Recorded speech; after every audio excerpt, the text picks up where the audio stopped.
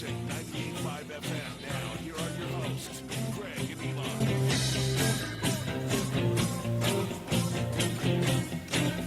Happy Friday, everybody. Welcome in to Sports 56 Mornings. Greg Aston, Eli Savoy, and Elijah Seegers getting you set for the sports weekend. We are broadcasting live from the Family Leisure Studios. Family Leisure, their ultimate game room sale going on right now.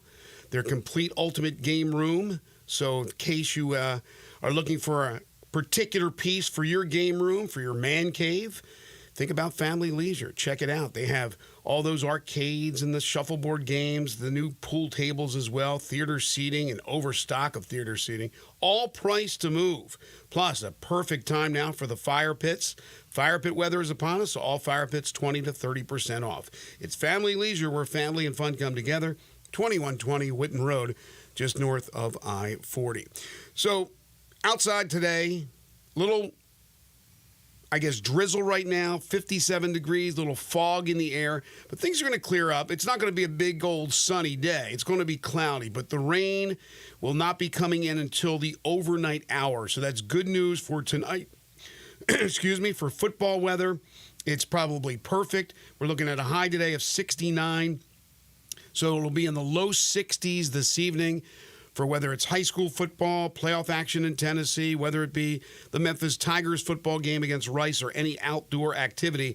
Then overnight, you got the rain coming in with the low temperature of 59. Rain in the forecast for both Saturday and Sunday. Unfortunately, I'm the bearer of bad news. Coming up on the program today, we're busy. Tigers, as I mentioned, will play Rice tonight. Try to get back on the horse after that loss in San Antonio to UTSA. We'll talk college football. We'll talk about that incredible finish in the NFL game last night to kick off Week 10, the Ravens and the Bengals. The Grizzlies are back in action tonight. They'll take on the Washington Wizards. We'll give you an update on the Walking Wounded. Also, some college football news that we want to get into off the field. John Varlas will join us at 7:25 to talk prep football and the playoffs. At 8:05, you don't want to miss this. Hunter Story is the director of the Bluff City Collective, NIL. He's been on with us before. He's going to come on and try to explain what went on with the Tyreek Smith situation. We're going to ask him a bunch of questions of really how things work. Because even though I know some about the collective, I don't know all about the collective. So hopefully Hunter can spread that information to all of us and can answer some of those questions. At 8:25, we'll talk college football weekend with some of the big games coming up in the SEC and around the nation. Joe DeLeon will join us. At 9:05, we'll have 10 in a row, the game show that has swept the nation. And at 9:25, you know him, you love him, you can't live without him. Brandon Lang, handicapper extraordinaire, will join us to talk some college football, NFL from a gambler's point of view. We'll take your calls and texts on the Sissy's Log Cabin listener lines at 901-360-8255. So I think that's a pretty complete show as we want you to kick back, relax, and enjoy the next 3 hours of scintillating sports talk. Good morning. Good morning. What's going on? It's Friday. It's always good. Although I'm not excited about the weather forecast for tomorrow. I'm not excited about the rain possibly tomorrow. Did you have outdoor plans? Well, I'm going to go down to Oxford to watch for the Ole Miss Georgia game, so I don't. And you were going to sit in the stands, not in the press box.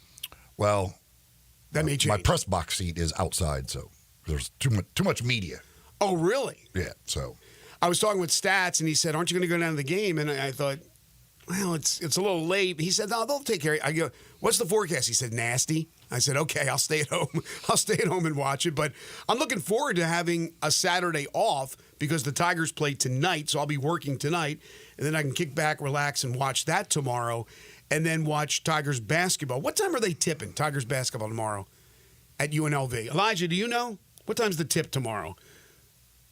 I'm not sure. If you have that information. I believe it's a night game, but I don't know. I mean, we got LSU and Alabama at night, the big college football game around the nation. That game tips off at 5 o'clock Central Time tomorrow. So 5 o'clock Central. So Ole Miss is what time, 2:30? Yes.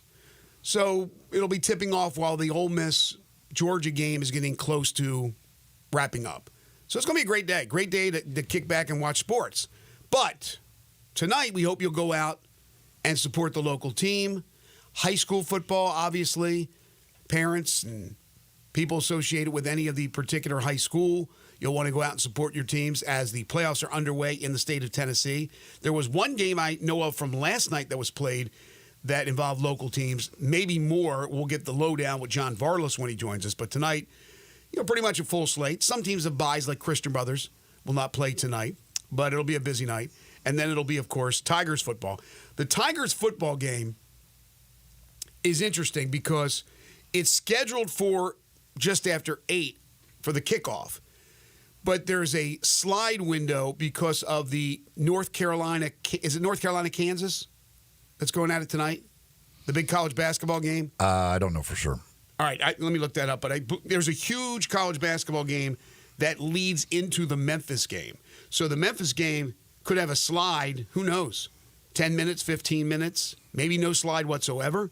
But that will be the case tonight. So it's going to be a late night at Simmons Bank Liberty Stadium. No matter how you slice it, it's going to be a late night. 11:30, midnight, something like that. Right.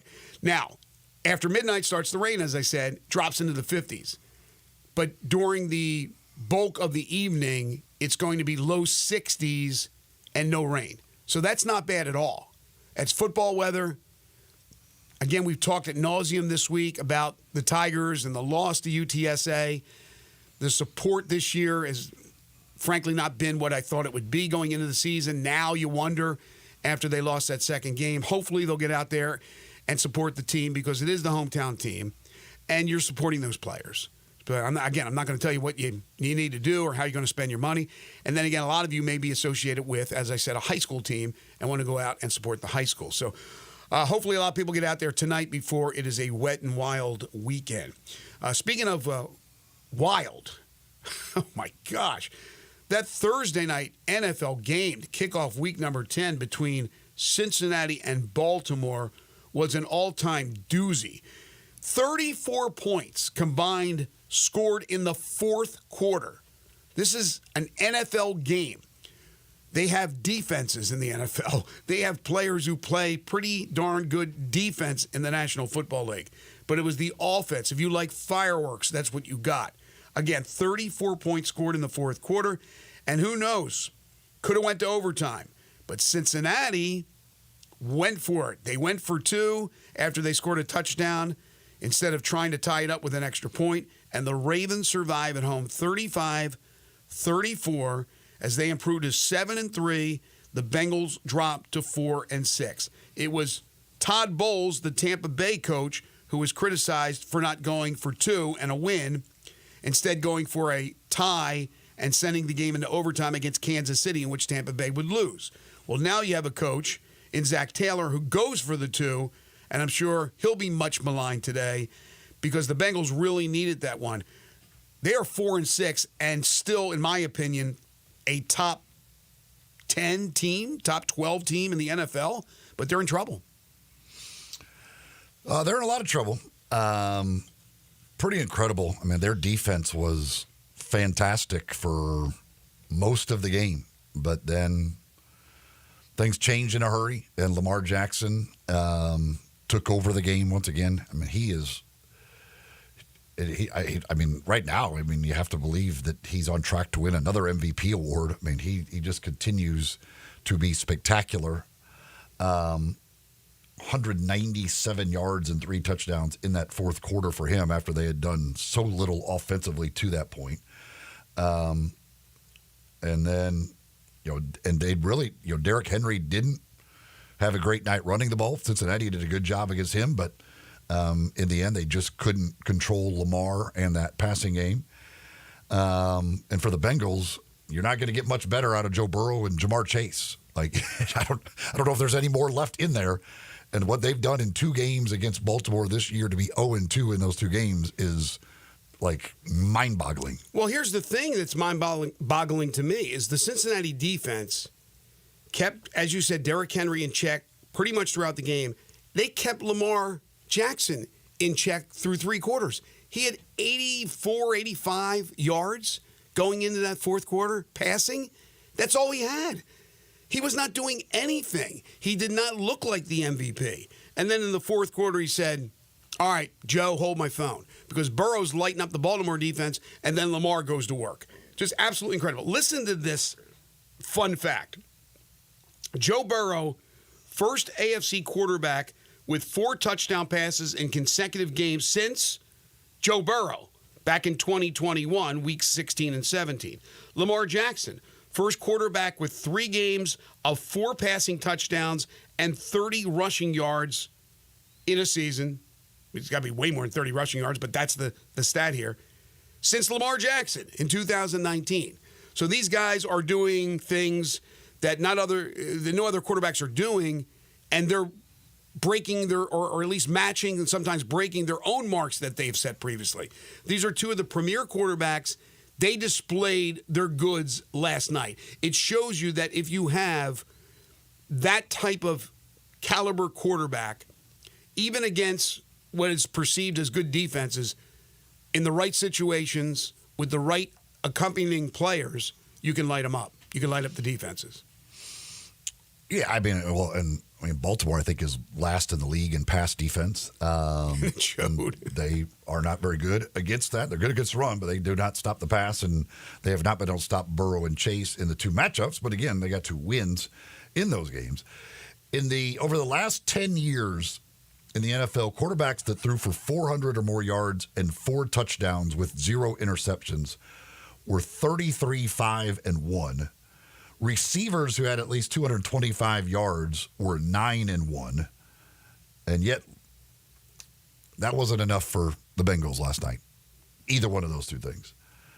And yes, there probably should have been defensive holding called on the 2-point conversion. But in that situation, refs may be a little more apt to not throw the flag. The touchdown, that last touchdown was, that is just an absolute work of art. That throw by Burrow and the catch by Chase. Like, you got 2 defenders between you and the receiver in the back of the end zone, and Burrow put it perfectly where it needed to be. Chase makes the great catch, gets the feed. It was just absolutely beautiful. You kind of rooted for them to get the 2-point conversion because after that throw, I was like, they kind of deserve to win. That thing is just absolutely beautiful. Jamar Chase didn't get the new contract this past offseason, but pay the man his money. When this next offseason comes around, I don't know how much money he's going to get, but he will become the highest paid receiver. And he certainly deserves it. Is he good. Chase had 11 catches, 264 yards, and 3 touchdowns. Again, the Ravens beat the Bengals, just in case you did not stay up late last night and are up early with us this morning, 35-34 to improve to 7-3, dropping the Bengals to 4-6. Chase 457 yards in 2 games against the Ravens this season. And again, an 0-2 record in those 2 games, despite 457 receiving yards in the 2 games. And look at Burrow's numbers the last 2 games. Just the last 2 games on the schedule. Incredible. They also, the Ravens, with the kneel down to end the game, they ended up with only 99 yards rushing, which ended their streak of 42 straight games with at least 100 yards rushing. Now, I think, which is one off the record, but I believe they hold the record. So I guess they didn't feel the need to. They could have not kneeled down. They could have actually just ran the ball in that last play to make sure they got 100 yards. But I think they were trying to break their own record, so I guess they probably didn't care about it. Okay, so the game tonight is North Carolina and Kansas. North Carolina number 9, Kansas number 1. They'll start at 6 on ESPN2. So again, the Memphis football game scheduled to start just after 8 against Rice could be delayed a bit with that TV slide, depending on when that game ends, North Carolina and Kansas. So be prepared for that. Again, the Tigers trying to get back in the winning column after losing last week at 7-2, Rice at 3-6. Look, there'll be people that'll abandon this team. I don't know why you would. They still have a chance to win 10 games in the regular season, then a bowl game. It'll be tough. Tulane will certainly be tough on Thanksgiving. This Rice team's not a pushover despite the record, but Memphis, we'll know right away. I think we'll know early in this game if they are bought in to doing what they need to do to win a game when they know that their goals of winning that conference championship are probably all but gone. That's probably tough on your psyche, but I think this team, because I think the coaches do a great job and the players do a great job to answer the bell, that they'll be ready to go. Last night, there were 2 games in college football. East Carolina, 49-14 over Florida Atlantic. It's just not worked out for Tom Herman with the Owls. They're 2-7. East Carolina fired their coach with Mike Houston. Are they 2-0 since they fired him? Or was he fired 3 games ago? I'm not sure. Elijah, see if you can find that out. I think they're 2-0 since they fired the guy, and they win 49-14. Also, Coastal Carolina over Appalachian State 38-24. They go to 5-4, and App State drops to 4-5. The Tom Herman thing. At this point, the question about Tom Herman is, how the hell did he win at Houston? Like, he's clearly just not a good coach. Like, it's just, he's not good. Or he's going through the motions with a nice paycheck, living in Boca, as opposed to working hard in Houston. I don't know. But he didn't win it. It didn't work at Texas. It didn't work at Texas, but it's not working at Florida Atlantic. It's terrible. I mean, he's horrendous at Florida Atlantic. I don't know. I think the question is, how the hell did he win at Houston? Yeah, I have no idea. I mean, but that put him on the map. That got him the Texas job. That put him on the map as one of the top-tier coaches. But he hasn't been able to do anything since. Tonight, the Grizzlies in action. They will host the Washington Wizards as the Grizzlies come in at 5-4. The Wiz at 2-4. John Morant will not play. We already heard that news yesterday after getting banged up with the hamstring injury late in the game against the Lakers on Wednesday. So no John Morant. Vince Williams, though, could make his debut. He practiced with the Hustle yesterday and will be with the team. May see some action tonight. I don't know if we've had anything updated on that. But that will certainly be a sight for sore eyes with Vince Williams. He was listed as out on the injury report. So, I didn't see the injury report. Okay, all I know is Ja was out. So, okay. But he's close to coming back. Yeah, According to, really close to coming back. Like, he'll probably appear on the West Coast road swing. Yeah, very well could.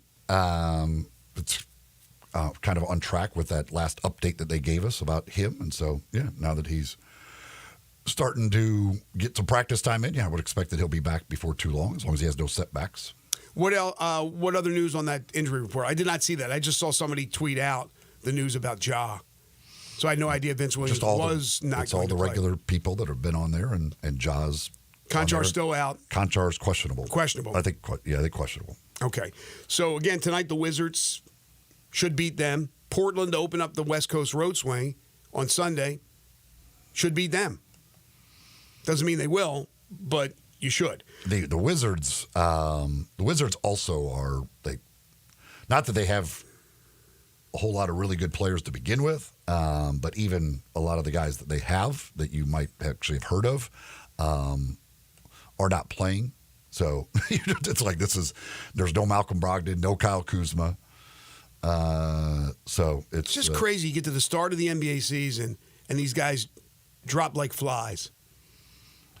Injuries just start to add up early. Marvin Bagley III is questionable for the game, but yeah, that's this Washington team is it's something. it is something. You got Poole will probably take Jordan Poole. I don't know, 30 shots or so in this game, and hopefully he doesn't go for 60.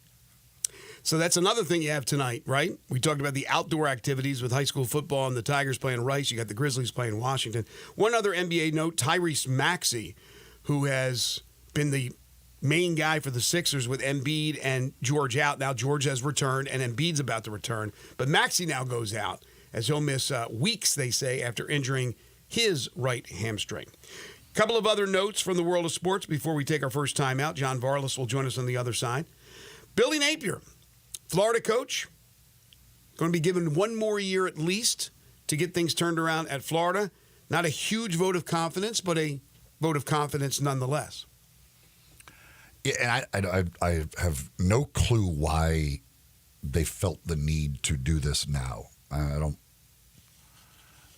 It makes no sense to me, really, what they're... Because if they do the next three are Texas, LSU, Ole Miss. Probably going to lose all three of those. Right. Might get killed in all three of those. And then they got Florida State. Like, what if they lose to a historically bad Florida State team? You're gonna if he loses those last 4 games, they're still keeping him for next year. They're gonna try and sell that to the fans. Yeah, they didn't need to do it. I mean, there's no reason to come out with a statement like what there's. And if you're angering the fans anyway, they don't want to hear that to begin with. So, like, why do it now? And then what happens? Again, maybe they just in this world now that they just don't want to pay the buyout because they think like if there's that much money out there, we need it for NIL stuff, we need it for whatever. Mm-hmm. And maybe they're doing this as a way to keep DJ Lagway, whatever. But I just don't see why you make that announcement right now. I just don't think there was any need for it. Well, speaking of announcements, Bob Kessling announcing that he is retiring as the voice of the Tennessee Volunteers after this 2024-2025 basketball season.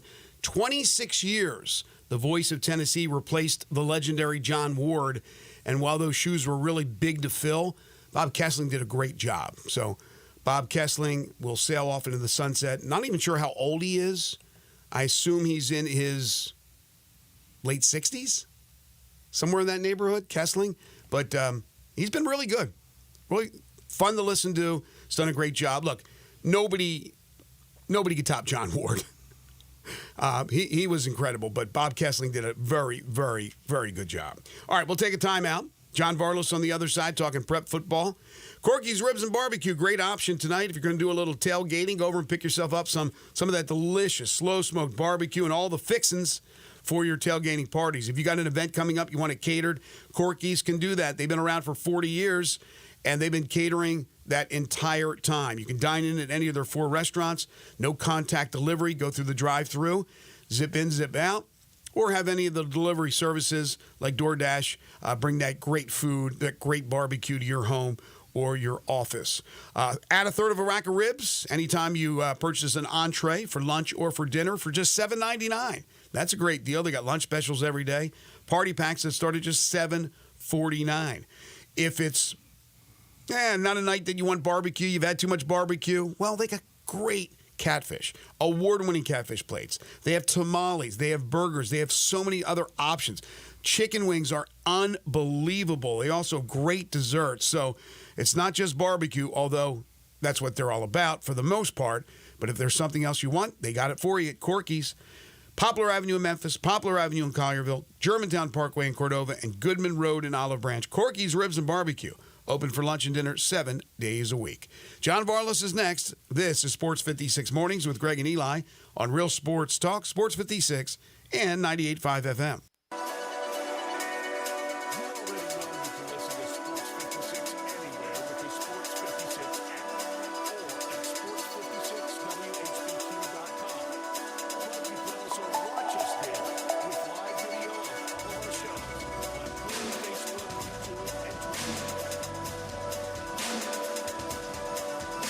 Fall is football at the Owner's Box Sports Bar and Grill in Lakeland, Town Square. Monday through Friday is happy hour from 3 to 6 with $1 off all draft meals, $5 off well drinks, $4.50 for house wine, and half off pretzel bites, mozzarella sticks, queso, corn dogs, and pickles. Monday through Friday night lights from 7 to close. Dine in and buy 12 wings and get 5 regular wings for free. Come watch college football and every pro game on the weekend. All at the Owner's Box Sports Bar and Grill in Lakeland, Town Square. Highway 70, fall is football.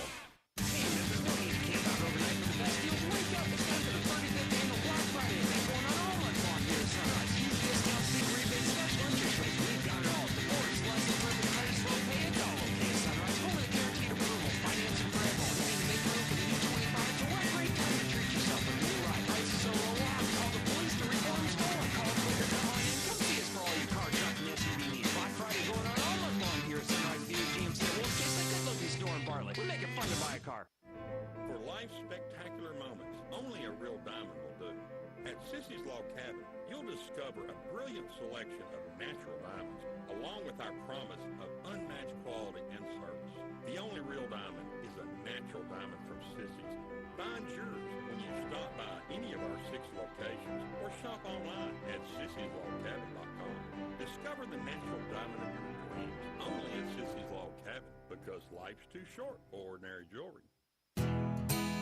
Nestled in the heart of East Memphis, located corner of Park and Cherry, is a beautiful residential neighborhood. I'm here at Town Village Audubon Park interviewing a new resident, Carolyn. Share with us why you chose Town Village. Well, if your parents or special friends need to make that big move, let me share with you my experience. It was tough for me to leave home, but then I discovered Town Village. I would like to highly recommend Town Village to you and your loved ones. After looking at all the amenities and meeting all the people and staff, I was hooked. From restaurant, bistro, 3 meals per day, housekeeping, transportation, security, health care, physical therapy, exercise room, and even a heated pool and spa. Come see us and make your new home at Town Village. Visit us and call Daniel at Town Village Audubon Park at 901-374-7342. There's no place like home, Town Village. Sports 56 traffic. Good morning. So far, so good as far as serious wrecks go now. There's been a few fender benders out here. They've been pretty much just that. Looks good at the moment coming in from Fayette County on I-40 westbound at 269 as you work your way down I-40 here at Germantown Parkway as that traffic tries to pick up southbound. Austin P getting up on that ramp there to I-40. Weimer's Jewelry at 7525 Highway 64. They want you to know they are your full-service, family-owned jewelry store right here in Memphis. Go by and see them this weekend at Weimer's Jewelry. I'm Commander Chuck with your on-time traffic.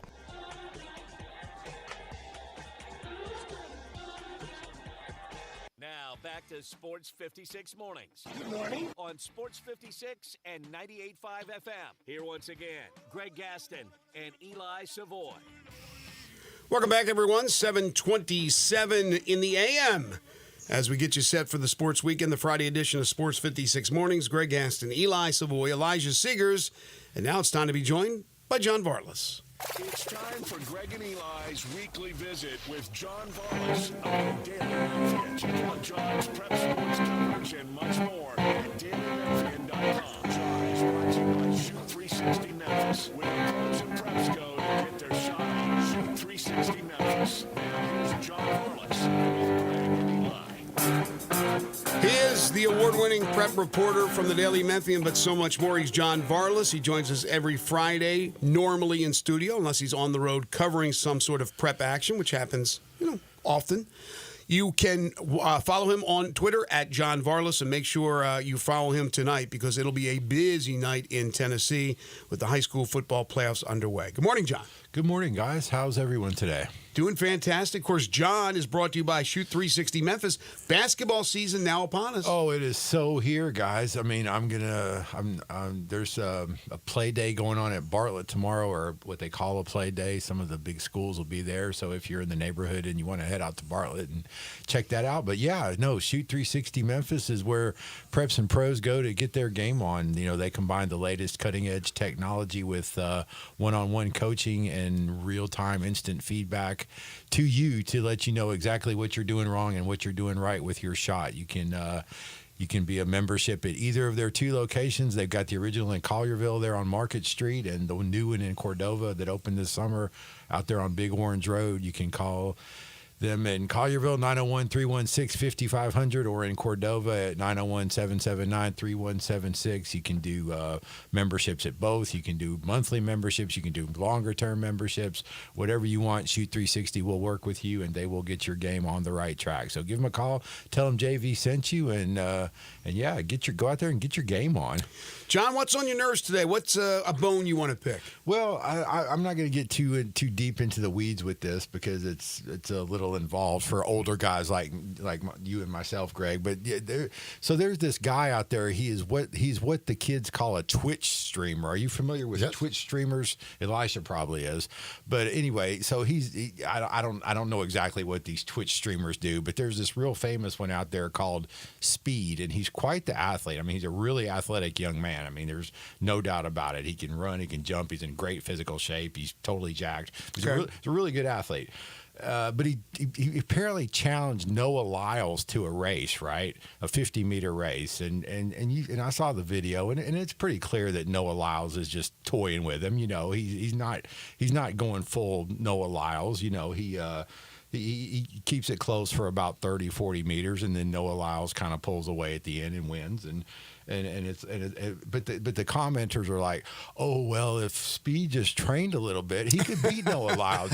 He's just got to work at it, and he can beat. It was so close. It was closer than you think. He could beat Noah Lyles if he just put his mind to it. No, you can't beat Noah Lyles if you put your mind to it. No average person off the street, no matter how gifted they are, is going to compete with an Olympic track level sprinter, or even a college sprinter, or even a good high school sprinter for that matter. And then yesterday Tyreek Hill gets involved, and he says he wants a piece of Noah Lyles, and I'm like, come on, Tyreek Hill, you're a great athlete, but there is just such a difference between elite track level sprinting speed and football speed and average person speed. It's just ridiculous, and that really irked me to think that people think that with just a little bit of training, yes, an average person, albeit a very athletic average person, could compete with somebody like Noah Lyles. See, I'm ridiculous. I'm with you 100%. And it's like this Mike Tyson, Logan Paul. Okay, this is what I want to, because I wanted to add. Jake Paul. Yeah. I want to add a bone to your bone. Yeah, pick, go for it, Greg. Because I don't like that Lyles accepted this, so-called challenge and didn't go 100%. I want him to go 100% and obliterate the guy. It's like with the Tyson fight, if Mike Tyson is in shape, and I don't know, I'm not watching whether he's working. If Mike Tyson's in shape, I don't care that he's the age he is. He should destroy this kid. Yeah. What I don't want to see is him toying with him, right, joking around, smiling. Yeah, Mike Tyson was an absolute killer. Yeah. I saw him in person, firsthand, up close, several times. 30-second fights, right, Greg? I was there for that Michael Spinks fight. Yeah. I was there for Lennox Lewis ringside. Yeah. I know what he can do. So I want to see him. You know what? Obliterate the guy. Yeah. Don't joke around. So it sounds like Lyles, was kind of didn't take it too seriously. Well, I mean, that bothers me too. Well, I think that's human nature, though, Greg. If you can get the job done and you don't have to exert maximum effort, that's what you'll do. But then you have idiots going on to social media saying, with a little more training. Exactly, and it's not even close to that. And you guys know how much I respect and admire these track athletes. It is just a different. They're just different breeds of cats when it comes to speed and what these people can do on the track. And no, you can't put in a few weeks of training and be able to compete with Noah Lyles, no matter how athletically gifted you may be. I watched yesterday they have 2 episodes out right now of the countdown to the Tyson Paul thing, and like watching Mike Tyson training and stuff. Like, if he hits him one time, all he's gonna do is hit him one time and it's over. If he catches him one time, the thing is over. There's no way that the only chance Paul has is to run around the ring and get Tyson, and hopefully avoid him and get Tyson tired. But Tyson, dude, he looks like a monster. He's massive and he's in shape. And when he's the punches he's throwing, I feel bad for the dude in there training him. I'm like, dude, I don't care how much padding you have on. I feel like those punches still have to hurt. I have nothing against these Paul brothers who have made a huge living by doing what they do. It's great. Yeah. And you know what? He's become a better fighter, boxer. But this is Mike Tyson, as Eli said. Mike Tyson, I don't care if he's 60, 40, he's a killer. And if he goes all out, and I sure hope he does, he will destroy this guy. Well, and that's the thing. I don't know that. I mean, old Mike Tyson didn't know anything but going all out. There was no off switch for young Mike Tyson. Has he changed now that he's a little older? Maybe, but hopefully not. I agree with you, Greg. There was even this video a couple of years ago, and you've probably seen it, where he's in jeans and he's just doing a little demonstration. Right. Athletes are they're just. It's a cliche, but they're just different. They're just so much better at that what we conceive of what they do, and it's just yes, as long as he's not thinking of a rematch and a second payday and this and that, so I'll let the guy do his. I don't want to see. If I see that, I'm going to be really pissed. Right. I want Mike Tyson to be Mike Tyson, to go out there and show that even at his age, with his working out, with his conditioning, in good shape, as Eli said, there's no reason why this guy shouldn't absolutely destroy the kid. Do it for us, for the 50 crowd. Iron Mike, let's go. Absolutely. All right, let's talk high school football. The playoffs here in Tennessee, wrapping up the regular season in Mississippi and in Arkansas. They had some games last night in Mississippi, regular season games. But they also had a couple of the first-round playoff games here in Tennessee last night. Yeah, so last night in Class 2A, Hillcrest opens with a victory over Kip. I believe it was 25-6 in that one. So Hillcrest advances on. They will play Fairleigh next week. Fairleigh got the first round bye because, like we talked about last week, there's not enough teams in the region. So Fairleigh got the bye. So they will host Kip next Friday. Most likely that game will be at John P. Freeman. And then Memphis Business Academy, which has a really good team. They improved to 7-2 last night with a victory over Bluff City, and they have advanced to play the winner of tonight's game between Mitchell and Trezevant in Class 2A. So congrats to Memphis Business Academy and Hillcrest. They live to fight another day in the second round. Fairleigh is the only undefeated team? Fairleigh is the only undefeated team in Shelby County, yes. They managed to escape through the regular season unscathed, and tremendous accomplishment because Collierville went down last week against Houston, and then Covington went down last week in that tremendous game against Martin Westview. That's just Fairleigh now. I wanted the quarterback, the kid from Martin Westview. What were his numbers last week? Graham Simpson from Martin Westview. His brother is Ty Simpson, who plays at Alabama, and he was Mr. Football a couple of years ago. So his final totals, and I got this from the Mr. Football meeting on Tuesday. So last week against Covington, he was 32 of 46. State record 624 passing yards. Jeez. And 8 touchdown passes, which is not the state record. The state record for touchdown passes in a game is 10.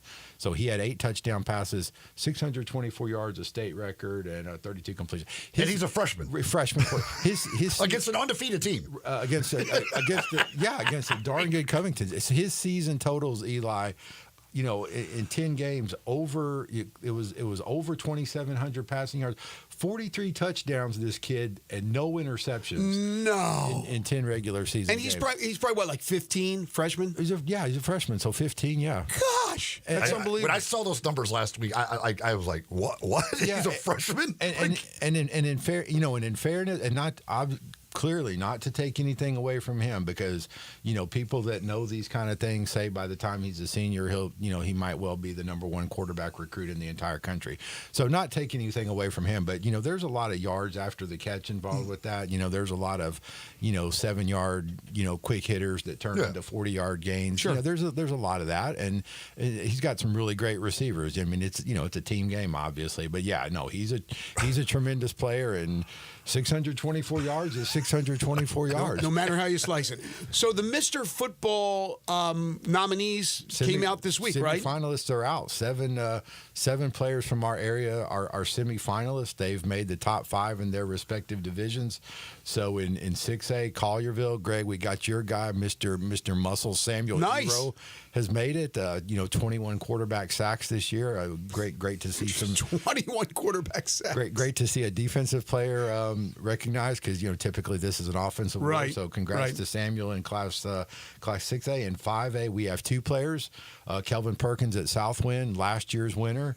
No slouch himself, 26 touchdowns and 1 interception during the regular season for Kelvin, along with Tay Starks, the great freshman running back from Munford. He made the top 5, so congrats to Tay as well. In Class 3A, we have Skyland Smith from Covington, who we've talked all year long. I mean, he he put on a show last week against Martin Westview as well. I mean, he scored 5-6 touchdowns on his own and ran for I think 190 something yards. So he did his job. So congrats to Skyland in Class 3A, along with last year's winner Rydarius Jackson from Sheffield, who's committed to Tennessee. And then in Class 2A, you've got Andrew Johnson, the quarterback at undefeated Fairleigh. He made it in Class 2A. And then in the small Division II classification, Nick Fullen from Tipton Rosemark, who's the state's leading rusher, 229 yards per game, Greg. So Nick Fullen made it, and shout out to Tipton Rosemark and Nick. So great representation. The final 3, the 3 finalists will be announced November 22nd on the Brian Callahan Coaches Show, coach of the Tennessee Titans, and then those 3 will go to Nashville, Nissan Stadium on December 10th, where the trophies will be handed out. So in Class 6A, last week you had the big game, Houston Collierville. Houston gets that win, so they get the number 1 seed. So what's the schedule? How's that break down now for 6A? Yeah, so Houston will be at home as the number 1 seed. They will play Dixon County. That's a rematch of last year. Last year that was the 2-3 game. This year it's the 1-4 game. So Houston will be hosting tonight. Collierville, they ended up as the 2nd seed. They will also be at home tonight against Rossview. Bartlett will travel as the 3rd seed. They will play Kirkwood, and then Germantown got the 4th seed, and they will head up to Clarksville to play undefeated Clarksville in a 4-1 matchup. And I really think certainly not to denigrate Clarksville because they're really good as their record indicates, but I really think Germantown has a chance to go in there and come out with the victory. I mean, wow. Germantown is battle tested. I mean, I think there's no doubt that Region 8 is tougher and more competitive and has better teams and better athletes than Region 7 does. And I'm high on Germantown. They've played some really good football at times this year. They gave Houston everything they wanted. They've really shown that they have the potential to be a terrific team, and I think they can go up to Clarksville and get it done tonight. So last year, all 4 of those Region 8 won, right? Last year, all 4 of the Region 8 teams won. Last year, Collierville was the That's right. I remember that last now. year. And Grant Troutman came off the bench and led him on a game-winning drive. So, yeah, I do think there's a chance for another sweep. Obviously it's going to be, obviously you got to go out there and play the games. But, Region 8 is just so darn strong and competitive and so many good players in that region. So, I like their chances. I really do. So Germantown will not necessarily be taking the last train to Clarksville. They'll be taking like the first bus to Clarksville. Class 5A, what do we got tonight? Oh, Class 5A. Well, I mean, I'm going to glance over here at Eli's computer. Well, Munford's the one, right? Munford's the one. They'll be at home against Springfield. So, yeah, Munford with that great ground game. And then Southwind got the 2 seed. They'll be playing Hendersonville, Central, and Brighton are on the road. Central at Henry County. Yeah, Henry County's always a tough trip. I mean, there's when you go up to Paris, Tennessee, strange things happen. So good luck to Central on that one, and then Brighton with the 4 seed is going to be a tough one for them against the 1 seed Beach. Beach is a really good team. I think the only game Beach lost this year was to Collierville. So, that kind of indicates, what quality Beach is. So, yeah, 5A is, Munford and Southwind, they're as good as anybody in the state, and they've proven it over the course of 10 games, and we'll see how it goes. But I do like the chances of both of those teams going forward. Hey, real quick before we take our break, where's Kirkwood in the state? Kirkwood is going to be in that Clarksville-ish area. Okay. So, yeah. Yeah, they'll take on Bartlett. Okay. Well, I just like the fact that it must be nice for these high school kids. One team gets a trip to Paris, another gets a trip to the beach. These are great sites to go traveling for postseason football. No question about it. It's like bowl games. We'll get more from John Vardas. We'll look at all the rest of the matchups here that involve local teams when we return. I want to tell you folks about Dinstall's. Dinstall's fine candies and chocolates for over 122 years, which is just mind-boggling when you think about it. Get your tailgate treats for the weekend, right? Tailgating starting tonight with all these high school games. The Memphis Tigers football game against Rice, Cashew Crunch, Turtlettes, any of your favorite Dinstall's goodies. They have them ready to go and waiting for you. And time to start planning for the holidays. Let Dinstall's make your gift giving a little easier. Stop by or call today. And, of course, you can have any of these Dinstall's candies and chocolates shipped anywhere in the country. Just head on over to any of their 5 locations: Laurelwood, Germantown, Collierville, Pleasant View, and even in downtown Memphis. It's Dinstall's fine candies and chocolates, putting smiles on people's faces for over 122 years. You're tuned in to Sports 56 Mornings with Greg and Eli on Real Sports Talk, Sports 56 and 98.5 FM. Join the voice of the Tigers, Dave Woloshin, for Wolo and Friends. Weekday mornings from 10 to 11 here on Sports 56 and 98.5 FM. Hello, sports fans out there. Walker Taylor here with the Germantown and Collierville Commissary. We just celebrated our 43rd year in business, and I would like to thank our fantastic customers and especially our loyal staff. Time has flown by. We now have a second location, Poplar and Houston Levy in Collierville. Catering is a specialty of ours. 50 to 5,000, no job too small, no job too big. Full service or self-service. We also have a party room in Collierville that is great for rehearsal dinners, business meetings, you name it, we'd love to have you. Also, our barbecue party packs start at $8.75 a person. Barbecue, beans, slaw, bun sauce, including serving utensils. Especially great for tailgating with football season coming up. Commissary restaurants also believe in giving back to the community. Possibly you have been approached by somebody selling a barbecue 6-pack coupon for fundraising. Cheerleading groups, church groups, anything to help a worthy cause. Holidays are near. Smoked hams and smoked turkeys will be on the pit before you know it. Come see us at Germantown and Collierville Commissary. Also check us out at commissarybarbecue.com. Progressive presents good news, bad news, dumb news, and great news. Good news. Your coworker Kyle said bundling home and auto insurance with Progressive could save you money. Bad news. While saying this, Kyle was eating your clearly labeled lunch. Dumb news. Pizza near work costs $7 a slice, and it tastes like drywall covered in ketchup. Great news. You decide to see if you could save money bundling at Progressive.com and enjoy more lunches far away from Kyle. Progressive Casualty Insurance Company affiliates and other insurers not available in all states. When you think about insurance and you want great value without sacrificing great service, I want you to think one place: the Eflin Insurance and the entire Eflin Insurance team. Matt and his group of professionals will access 10 leading companies to find the right home and auto program that fits your budget and your absolute needs. The Eflin Insurance team, the number 386-GER, 386-4777. Now back to Sports 56 Morning. On Sports 56 and 98.5 FM. Here once again, Greg Gaston and Eli Savoy. Because it's going to rain, and they don't want to send them to Oak Haven or Booker T. Washington if they can help it. Welcome back, everybody. 7:46 is the time. John Varlas joining us from the Daily Memphian, as he does each and every Friday. We are running down the playoff matchups for the state of Tennessee, round 1 tonight. We did a question from Eric on X asking about Chandler Day. Is he going to be able to play for Houston? That is, we're going to see about that. I don't want to get into too much of the weeds on high school players and their injuries. He did go out on the it was really unfortunate. He went out on Houston's first play from scrimmage last week against Collierville, and that left his brother. And Cannon's a talented kid. He's a freshman, and he hasn't been practicing at quarterback. They've been wanting to get him on the field, so he's been working at receiver for the last month or so.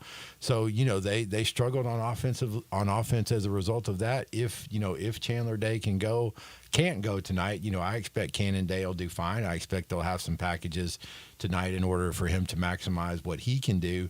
So yeah, we'll see about that. But with high school kids, it's just hard to say if with their availability and that kind of thing. Never heard of Cannon as a first name until I came to Memphis. Of course, Cannon Smith, and now Cannon Day. Well, and it's any other Cannons out there? It's not even Cannon, and it's interesting too. I may ask his dad about this at some point. It's not Cannon with two ends. It's one end with Cannon. So like, oh really? Like the Cannon of great football players.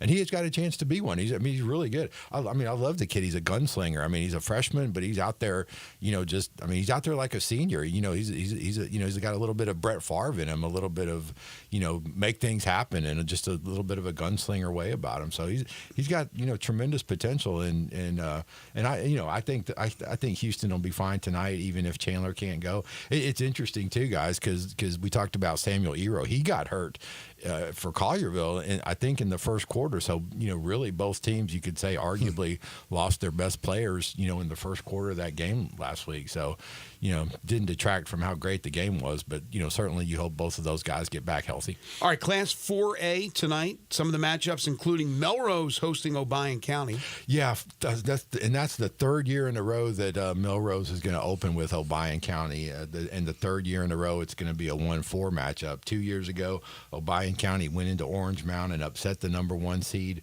Last year, Melrose won, fairly easily against Obion County. And Melrose has been playing some really good football ever since Jamari and Morrow got fully healthy. They've won 6 of 7 coming down the stretch. They've got him and Ryan Brown and Tavarco Jackson. They've got some talented skill guys. They can score some points. And, I think they get the job done tonight against Obion County. You also have Millington at Haywood County. That's 3 versus 2. Crockett County and Kirby. You have Ridgeway and Dyer County. Ridgeway 1-9 playing against 9-1 Dyer County. What about 3A? Well, 3A, 3A is where the forfeits really end up hurting East because they were the number 1 seed. And obviously that would have given them a bit of an easier matchup. But now they drop down and they will have to travel to take on Covington tonight. So, I mean, that, they just made their lives, infinitely more difficult through no fault of their own, of course. But, I mean, it's just the way it works out. So, yeah, East is going to be at Covington. Covington obviously is going to want to get back on track after that loss last week. And, I expect they will. I mean, clearly with Skyland Smith, what he's done this year in the run game, we talk about, you think about Graham Simpson with his 43 touchdown passes, you say, well, he's a lock for Mr. Football, right? Well, Skyland Smith has run for close to 1,600 yards. He's got 31 rushing touchdowns. He's got 6 more touchdowns on receptions and returns, so 37 touchdowns total. So, it's not really a slam dunk, that you might think for that 3A Mr. Football award. I think it's going to be a really close I think it was a really close decision for the voters, and it's going to be interesting to see who wins. But, not a slam dunk that Graham Simpson's just going to walk away with it. All right, the rest of 3A tonight, you got Wooddale at the aforementioned Martin Westview. That'll be a tough task. You have Dyersburg at Bolton. That's an interesting matchup. Bolton 8-2. And then you have Bolivar Central at number 1 Sheffield. Yeah, Where will that game take place? That's going to be at Holly Stadium. So Okay. Sheffield with Rodarius Jackson. If you're a UT Vol fan, there are going to be 2 future UT Vols in action in the city tonight. Rodarius Jackson at Sheffield. At Holly Stadium for Sheffield, and then Tyreek King for Knoxville Catholic. They're going to be playing over at MUS. Tyreek King is committed to the Vols, and he's a Mr. Football semifinalist as well in the large private school division. So, Vol fans, get out there and check out your future receivers tonight. There's some pretty talented players in that 3A. When you're talking about Jackson and the Skylar Smith, and then the Simpson, the quarterback. Yeah, 3A's got some pretty special players. 3A was the hardest category. 3A was by far the hardest category this year because you got all the 3 guys we just mentioned, and then Alcoa, the best team in the state, they got a couple of really good players as well. So it's that one was hard. I jokingly suggested we could move some of the 3A guys to lesser categories, and so we could adequately honor all these deserving kids. But that proposal went about as far as you expected. We talked a little 2A earlier because there were 2 games last night with Memphis Business Academy advancing, beating Bluff City. Hillcrest defeated Kip. We do have Tresvent tonight taking on Mitchell. Where will that game be played? Ooh, that game's going to be played at Whitehaven Stadium. So Mitchell's the home team for that one. So that one's going to be played in Whitehaven. And yeah, I think that 2A region ultimately is going to come down to 3 teams to see who gets out of here. Fairleigh, of course. Mitchell is really good, and Memphis Business Academy. Those guys are, they're building a really solid program over there, and they played really well last night against Bluff City. Defense was lights out. They forced, at least 3 turnovers that I know of. And I think that's going to be a very competitive region. All right, real quick, 1A, then we'll get to the privates. Halls at Middle College, Westwood at South Fulton. Westwood! And Lake County at Mace. Mace is the number 1 seed. They're 8-1. Yeah, Mace is the number 1 seed. They swept all the awards in that region. Offensive Player of the Year, Brody Whitaker. He was co-offensive player of the year with Rico Isom from Middle College, and then they had the co-defensive players of the year, 2 really good linebackers at Mace, Hakeem Hunt and Stanley Burrow. So really talented team at Mace. Coach Miller continues to do a tremendous job with those guys, and I expect them to win. I expect Middle College to win, and then we'll see after that. But in Division II, the big schools, you mentioned MUS is hosting Knoxville Catholic. Briarcrest goes on the road to MBA. Christian Brothers gets the first round bye. They'll head to Chattanooga next week. But MUS, I would think they have a pretty good chance against Knoxville Catholic. Well, you would think. Tyreek King is a terrific player, and MUS fans. They'll remember last year when MUS had such a great team, and Knoxville Catholic came in here with on paper a lesser team, but they beat the Owls in the first round last year. So, this year record-wise, neither team is as good as they were last year, record-wise. But yeah, still a lot of talent on MUS's team, and but clearly they're going to have to find a way to slow down Tyreek King because like we talked about with Graham Simpson. Here's a kid with some great numbers. He's averaging well over 20 yards per catch. He topped 1,000 yards receiving this year for Knoxville Catholic.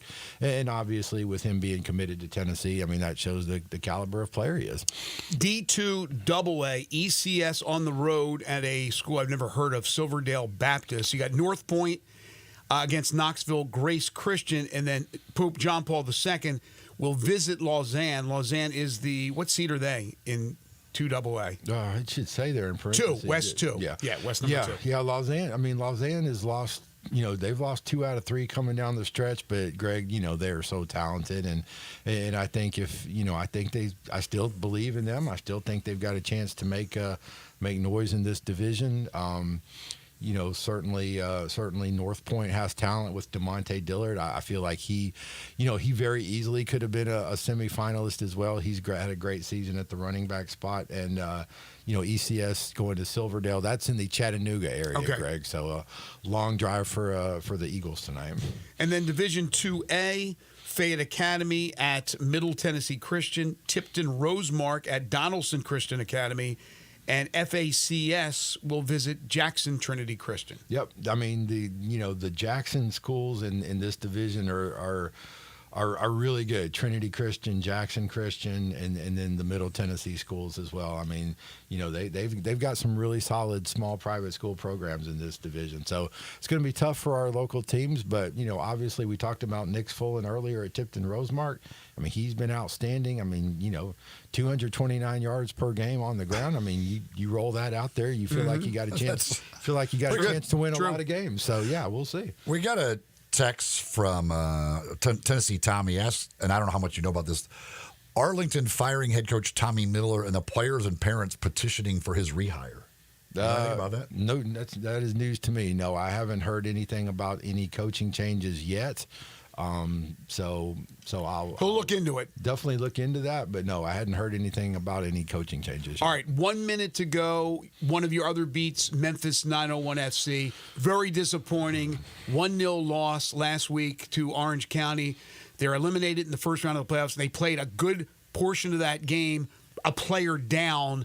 Again, a minute to kind of wrap up their season. Yeah, they played so hard they played, like you said, Greg, a good 40, 45 minutes down 10 players. I love the way Coach Glass described it. He said it was a moment of madness from one of his players that, got a second yellow card and got sent off. The player just lost his head, temporarily, and they had to go down 10 minutes. And Greg, it gets to the point where their best chance in the match at that point, towards the end, was just to hope to get it to penalties, and then you see what happens in the penalty shootout, because obviously anything can happen once you get it. How close were they to get to PKs? Like 3 or 4 minutes. It was gut wrenching, and the way they're losing these playoff games, Greg. So this year, they concede a goal, 3 or 4 minutes from going to penalties. Last 2023, they lose in penalties. 2022, they get a penalty at the end of the game. They miss, and then the other team comes down and is awarded a penalty, and they can gut-wrenching. So they're just losing these playoff matches in absolutely brutal fashion, and you can just see the frustration, because they really had a good team this year. There was an internal belief within the club, within the organization, within the players that they had a chance this year, and but it just didn't pan out. Wasn't to be. It just wasn't to be. And that's sports. Sometimes you're the better team, and it just doesn't get done. But, full credit to them. I kind of hate that there's no playoff match tomorrow, but there's not, and we'll prepare for 2025. All right. Not as tough as that Notre Dame loss to Stanford in soccer. Did you see that? The goal from midfield? Yeah, yes. I did see that. Yeah, that's just these goalkeepers go. What are you doing? These goalkeepers go wandering off their lines, and it's that kick was perfect. Yeah, I don't know where it was, but that goalkeeper doesn't need to be going way out there like they did. You don't need to be wandering around. What a novel concept! I'm proud of Eli that he saw that. What a novel concept, by the way, to have a clock that counts down, and that guy actually knows the game's about to end, so he tries to kick a goal rather than the game just ending randomly at some point. Don't get Varlas started. All right, John, good stuff. John will be busy as heck tonight, of course, with all the high school football going on. Check him out. Follow him on Twitter at John Varlas and all his great stories at the Daily Memphian. He'll have you covered. Of course, John is brought to you each and every Friday by the great folks at Shoot 360 Memphis. Give them a call in Cordova at 901-779-3176 or in Collierville at 901-316-5500. Thank you, John. You got it, guys. Everybody have a great weekend. Hour 2 on the way. You won't want to miss our first guest because Hunter Story is going to join us. He's the director of the Bluff City Collective. The money that is NIL money that goes to the Memphis Athletics, or the athletes, rather. It's not all of that money. Obviously, you have FedEx and others that contribute, but this is a big hunk of it. We're going to find out how the sausage is made. That's coming up next. This is Sports 56 Mornings with Greg and Eli on Real Sports Talk, Sports 56 and 98.5 FM.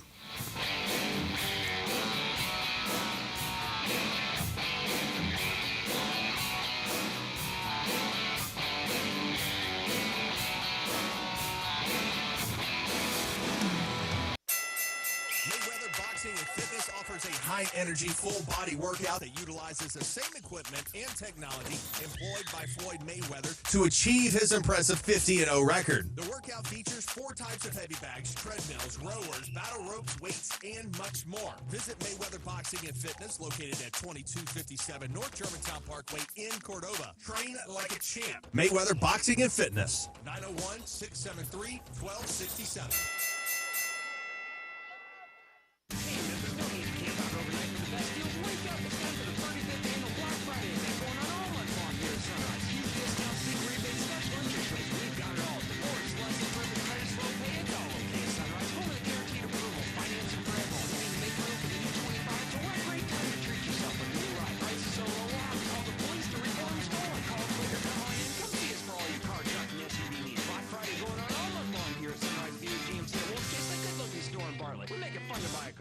Locally owned and operated for over 40 years, Automatic Gates Construction tailors custom gate solutions for all your residential, commercial, and industrial needs, including repairs, maintenance, and installation.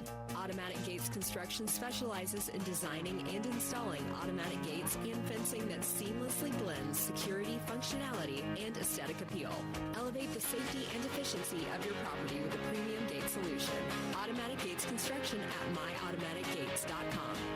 Simple, smooth, and every sip as easy as the last. Tito's handmade vodka tastes just as good with tap water as it does your favorite mixers. Back in the day, Tito distilled, hand-bottled, taste-tested, sent out to a few friends, then taste-tested again to give you the finest juice around. No frills, no flavors, no fancy labels, just the good stuff, just Tito's. For recipes, videos, and more, visit Tito'sVodka.com. Distilled and bottled in Austin, Texas. 40% alcohol by volume, namely 80 proof, crafted to be savored responsibly. Catch your Grizzlies tonight at 7 p.m. when John, Jaron, Dez, and the rest of your Grizz host the Washington Wizards on Military Appreciation Night presented by Ashley. Arrive early as the first 5,000 fans receive a Grizzlies dog tag. Secure your tickets today at Grizzlies.com. Traffic brought to you by 901 Eats to Go, 3135 Kirby Whitten Road in Bartlett. Pick up, DoorDash, Uber Eats, or online at 901eats.com. Eats with the Z. Good food fast. Sports 56 traffic. Good morning. Trying to clean up a couple of wrecks we had out here a little bit earlier. It's still busy around the airport. Saw some volume up and down certain sections of Tullahoma.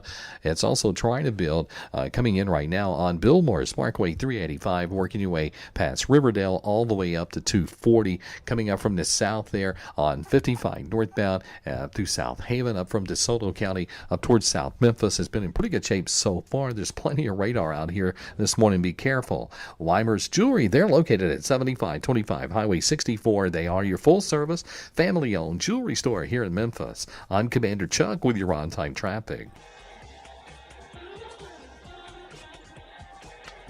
Sports 56, WHBQ Memphis, and W253DF Memphis with Dave Woloshin, weekday mornings from 10 to 11. Now, back to Sports 56 Mornings on Sports 56 and 98.5 FM. This hour is brought to you by James Gaddis Jewelers. Diamonds are forever. Woo! Here once again, Greg Gaston and Eli Savoy. Welcome back, everyone. 8:04 of the time. Welcome in if you're just tuning into the program. It's the Friday, November 8th, 2024 edition of Sports 56 Mornings, getting you set for the sports weekend. Greg Gaston, Eli Savoy, and Elijah Seegers. We're broadcasting from the Family Leisure Studios. Family Leisure, it's where family and fun come together. 2120 Whitten Road, just north of I-40. Currently, it's 58 degrees. It's cloudy. There was a little drizzle this morning, but it's going to be 70 today for a high. I'm looking at the forecast. They say maybe a peak of the sun, but the rain is very minimal. Minimal chance at about 5% today. Tonight, we'll get into the low 60s, but the rain will be coming, but not until after midnight, according to what I'm reading. So don't kill the messenger if it starts to rain earlier. You might want to bring a raincoat tonight just in case to high school football, to the Tigers game against Rice. There will be rain, though, overnight into Saturday, and rain in the forecast for both Saturday and Sunday. Sorry to be the bearer of bad news, at least weather-wise. Hour 2 of the program brought to you each and every day by James Gaddis Jewelers, your family's jeweler. The holidays approaching. People will be getting engaged over the holidays. This is the place you need to check out. They've been a part of the Memphis fabric for nearly 60 years. 4900 Poplar Avenue between Mendenhall and St. Nick, and on the web at GaddisJewelers.com. And every Monday and Friday, they bring you the Memphis Sports Fact. Did you know the University of Memphis women's soccer team defeated Rice last night to move into the American Conference Finals, which will take place on Sunday? Memphis will take on East Carolina. They're the 3 seed, Memphis the 1 seed. The Tigers will play for their 4th straight American Conference championship. What a job Brooks Monaghan and company have done with that Memphis women's soccer team. Not too bad either with the men, with Richard Mulrooney, but the women's soccer team has become a powerhouse around the country. James Gaddis Jewelers, 4900 Poplar Avenue between Mendenhall and St. Nick, and on the web at GaddisJewelers.com. It is time now to talk to the director of the Bluff City Collective, the man that deals with the NIL. For some, it's a dirty abbreviation, but for others, I think they understand where we are now in collegiate sports, and Hunter Story does an outstanding job in working with the athletes and working with the university. Again, the director of the Bluff City Collective. You can follow him on Twitter at HunterStory11. He joins us now on Sports 56 Mornings. Hunter, good morning. Morning. How are you? Doing fantastic. Great to have you on again. We had you on early to kind of explain what you guys do and what the collectives are all about. Now I want to get a little bit more specific, because I think there is still absolute confusion out there. And the Tyreek Smith story has been one of the most confusing stories to everyone. People who have followed along, they know that gentleman had asked for some personal days and had left the program, only to come back, only to leave again right before they tipped on Monday night. What can you tell us? What went down? What went wrong? What I could say is that ultimately, he decided he didn't have confidence in the program, and he decided to go look at opportunities elsewhere. That's why he didn't play in the first game. Once you play, you're kind of locked in. And so ultimately it wasn't a breach of contract by the collective. There was no, bad acts by us on our part. And ultimately he just didn't have confidence in, the collective, the NIL, and what we'd agreed to. And he decided to go look elsewhere. And, that's really the situation. And we obviously wish him nothing but the best, and hope he finds a situation that will provide him what he wants and that he'll be happy in his last year of college basketball. All right, you say that he didn't have confidence in the program. You're not talking about the actual team, because the handler for Tyreek Smith, he applauded the NIL program. Okay, so he didn't breach his contract. He didn't ask for more money, and he was paid up till this point. Is that correct? Yeah, I would say that the Bluff City Collective was in full compliance with what we agreed to this offseason, and that's where we stood this whole time. That's why we really haven't had much to comment on publicly, and we've allowed it to kind of unfold how it wanted. At the end of the day, with how NIL is right now, that kids ultimately have that choice to make up before the first game in basketball and through those first 4 games in football, and that's what he elected to do. And we've kind of turned the page and just moved on with the 6 guys that we've brought in through the portal and the rest of the team, and we're ready to roll. Every deal that you guys do with this, is there a written contract for every single one of them? No, not every single player, no. last year or this year. No.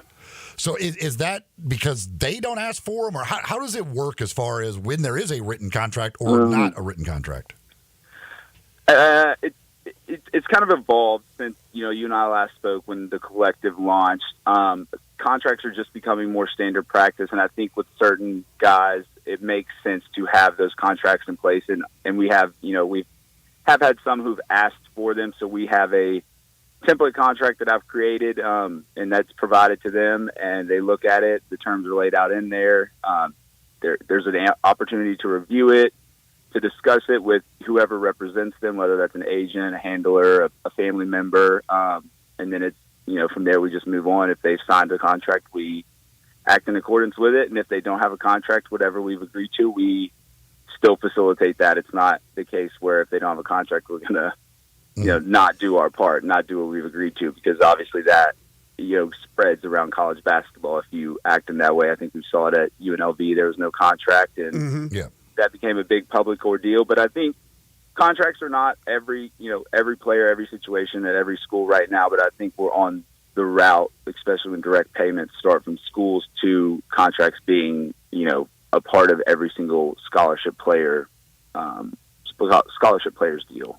I don't know why you wouldn't want a contract. It makes no sense to me. The other thing is, so this guy agrees to a deal, and I know you want to go beyond the Tyreek Smith, and we'll do that, but I want to stick with that just for a second, because this is the most current story that has come up.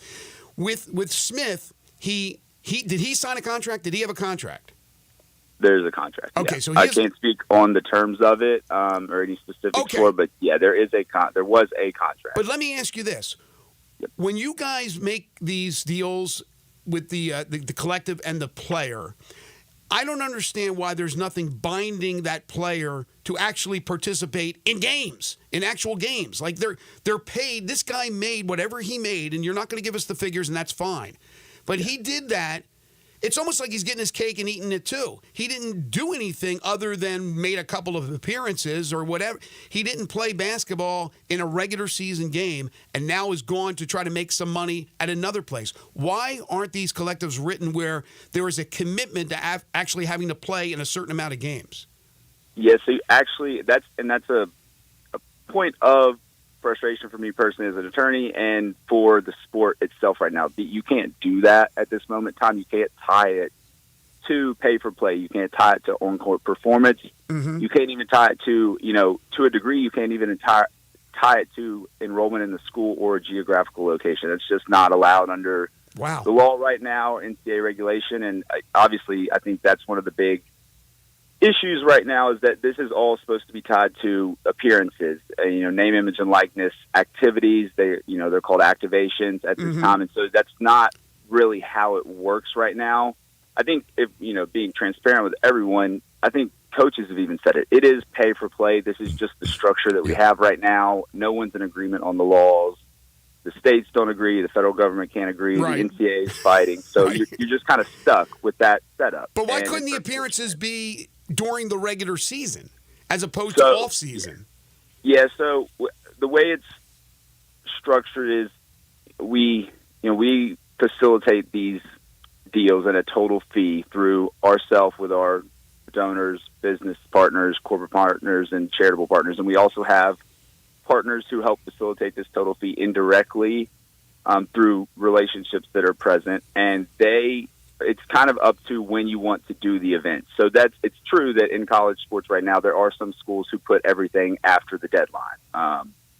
We just didn't do that. It's not been a problem so far, and I can see why people would want to do that, and I get it. I think you can do that, obviously, with the ability to contract right now, but we haven't done that, and certain partners had events prior to the season starting, and Tyreek was selected by the collective to be a part of those events and to be a part of that program, and so he received money, after those events, which just happened to be before the season started, and that's kind of how the situation ends up something like this. It's unfortunate, but I think it's just more of a byproduct of where we are with the rules and regulations of NIL right now. It creates these kind of situations happening, and that's just, hindsight's 2020 right now as we sit here and talk about it. But it's not been a problem yet. It wasn't a problem last year. We had no issues last year. We had one kid who didn't fulfill the season, but other than that, everyone else no problems, and it was all good. And we still did work before the season last year as well, and paid out players before the season. Is it, as far as the payments go, is that the way it generally works? Is that basically they get paid by the event? Like they get paid, they do the event, and then they get paid for that event, like right away? Everyone's different. Everything's different. It's within a reasonable period of time after the events occurred. Some businesses, they have finance departments that need a certain amount of days to process a payment, under their policies, company policies, whatever it may be. But it's generally within a near, in the near future, right after the event's completed. Yeah, you would be paid for those events, just like, any other appearance and pay. Yeah. But as far as if it's the next day or the day of, it just varies. But it's not like you say, like, hey, you're going to do all these events. This is your total money, and it's going to be paid out over like a monthly thing. It's paid by event, basically. To a degree, yes. It just, there's a structure to the contract where there's no set amount per month. There's no set date. And we have, like I said, when you incorporate these kind of partnership relationships and we have these Bluff City Collective related parties, it's not a fluid process right now. And again, that's more of a byproduct of the rules and regulations. But yeah, there's no set amount each month. There's no set date that it's paid on. It's just how the contract's written is, hey, we're going to agree to pay this total fee by the end of your time with the program. And, in the 12 months that unfold leading up to that, there will be, we'll pay you each month, but the amount and the date will vary. Well, that's strange, in my opinion, that it's not concrete of when they'll be paid and how much they'll be paid, because it does seem like, and again, I don't know how much you could say, but to me, it sounds like that Smith wanted more of his money now, and you guys in this contract don't have to pay it all at once, or can pay, like you said, kind of here and there, and as long as you pay the whole thing, then you're fulfilling your portion of that contract. But I got to guess that probably he wanted more up front, or as one event happened, like you said, you can pay him whatever. I don't understand why it wouldn't be like you get this amount every month or every 2 weeks. It makes it a little bit easier, doesn't it? Yeah, it does. It would. And I think as we move into the direct payments from schools and then collectives kind of facilitate additional payments on top of that, that will become the standard. I think right now with the way collectives operate sort of in the middle of facilitating, payments from themselves directly, but also incorporating payments and money from, related parties and partners, you have to leave yourself flexibility. And so that's, while it seems odd, and I can understand why people would be like, hey, maybe we should alter this. We will when that direct payment from the schools becomes incorporated. But right now you have to retain a little bit of flexibility. And I think beyond that, just to comment, it's not like we're out here saying, hey, we're going to be unreasonable and pay you $1 a month for 11 months, and then in the 12th month on the last day we'll pay you the rest. We're not acting in that way. Is that flexibility because you never know what other player is going to walk through the door, and you have to have money to pay that player? Is that what we're talking about? Yeah, I think you have to leave. December, the portal's not closed. Like you saw last year, you added a player late in the middle of the year. You kind of have to. You have to flexibility for a situation like that, and flexibility to incorporate your partners where some players might not be a part of those programs and some players are, and you just have to. It sounds more complex than it is if you laid it out on paper, but it's just incorporating those other partnerships and leaving room to move around the money as that. Memphis has a total pot of money to pay players out of. Gotcha. With all those parties. So yeah, it seems weird. It feels weird. But it's also, I think it mostly is a byproduct of where the NIL legislation rules are and the NCAA rules are on it. And you kind of have to, not knowing if you're going to add players at the December deadline, the Christmas deadline, you have to leave yourself flexibility.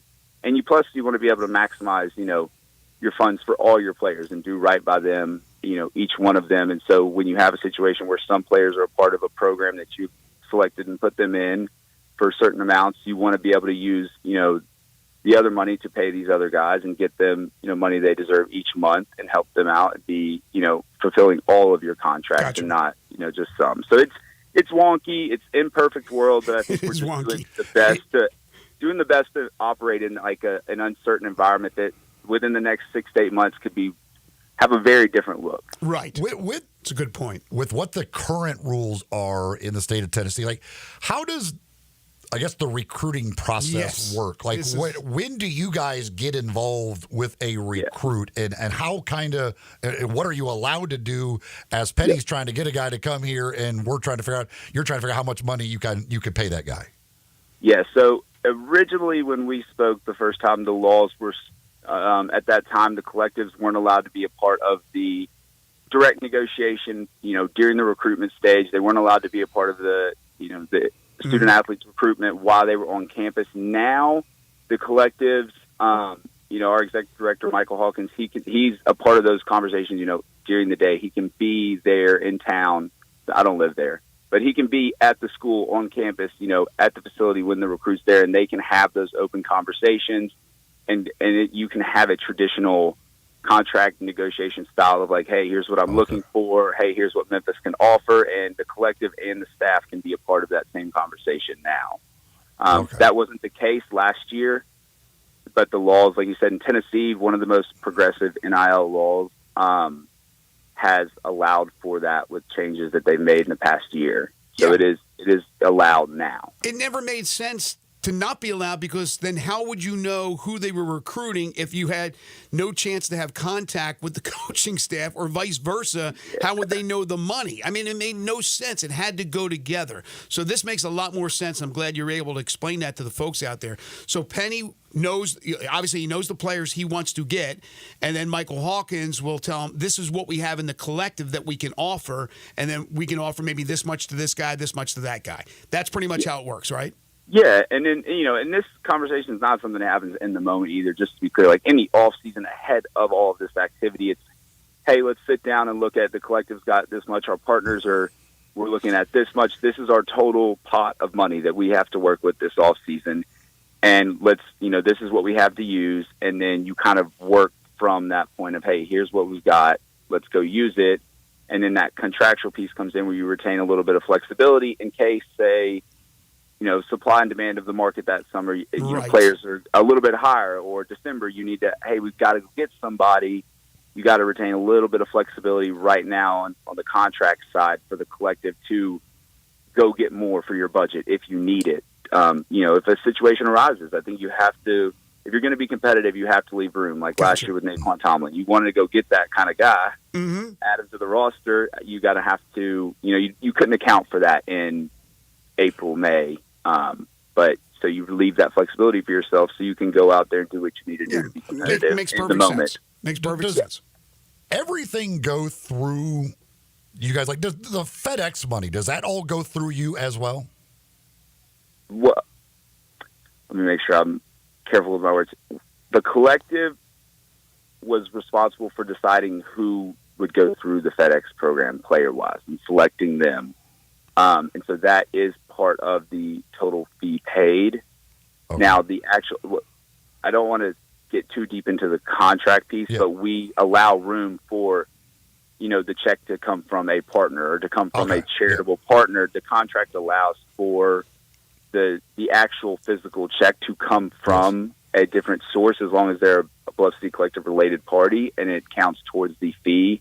But that's a whole different conversation on finance departments and movement of money, especially when you get into charitable organizations who are 501c3s or public companies that need to meet certain reporting requirements. I think there's a whole other level to that probably wasn't contemplated on the very front end of NIL when this was just, hey, donors, we got to get a bunch of money and just pay these kids, and we'll have them make social media posts and appearances. I think we're now evolving, and I think people can see that in real time across the country, not just at Memphis. It's evolved from where it was when Texas A&M was supposedly spending, $30 million on a recruiting class to where we are today, with businesses getting involved.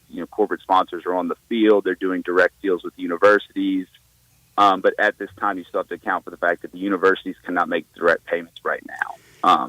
And so it goes, like you said, it's still a little bit of a weird situation, but it's a byproduct again of what you have to do right now to make it work. All right, final thing for you, and again, you're not going to, I don't know if you'll know figures or even care to talk about the figures, but Memphis in the NIL world, but specifically within the American Conference, how competitive would you say you guys are?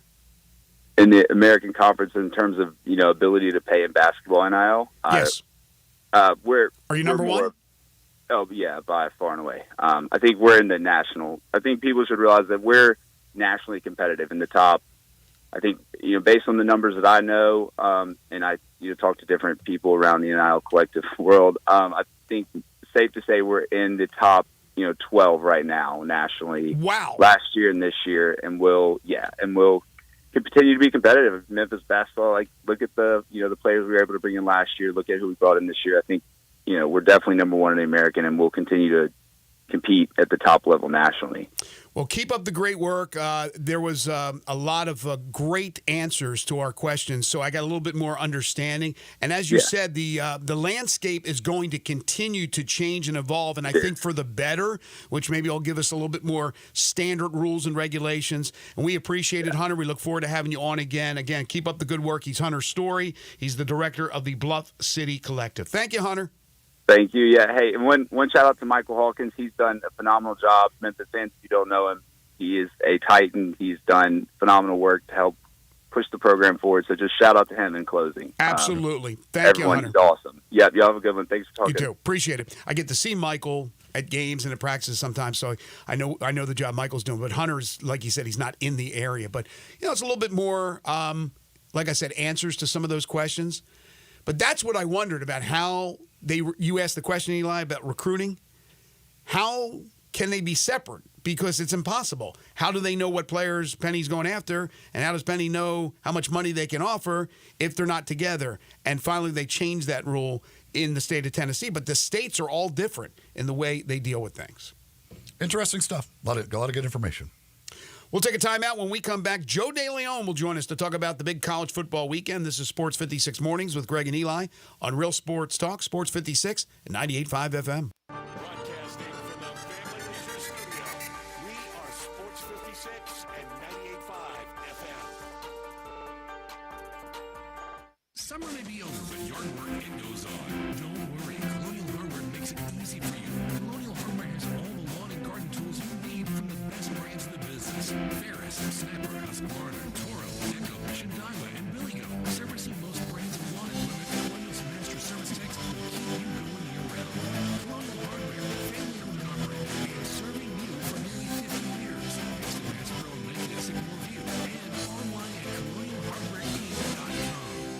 Welcome to Triumph Auto Sales, where you'll have a great car buying experience. Triumph Auto Sales is your number one source of quality pre-owned vehicles ranging from lease returns to new car trades, all at huge savings. Plus, Triumph has a full array of financing options to meet your needs. Find your next car online at TriumphAutoSales.com or stop in today at 4875 Elmore Road. Triumph Auto Sales will help you get the vehicle you want at the price you need and the service you deserve. For a great car and a great experience from a local and family-owned business, visit Triumph Auto Sales. Hi, this is Troy Fiveash, owner of Fiveash Roofing. I have been told that my ads are all business and I should share some of my personality. Okay, I love tongue twisters, like the one about the terrific tasting toast by Taste Tester Toaster, or Big Black Bugs, Bleed Blue Blood, and of course Sally and her seashells. Or of course the ever-present I'm a Mother Pheasant Plucker, I plug Mother Pheasants. Okay, enough of that. If you want an honest, fair, reasonable roofing, siding, or gutter estimate, call Fiveash Roofing at 367-0050. That's exactly what you'll get. No empty promises, no high-pressure sales tactics, and no fast-talking salesman trying to convince you that today and only today is the best day for you to get a new roof. For the record, the best day to get a new roof is when you're ready for one. Fiveash Roofing, fair, honest, and ethical. 367-0050 or memphisroofer.com. Fiveash Roofing, it's what we do. We're here for you.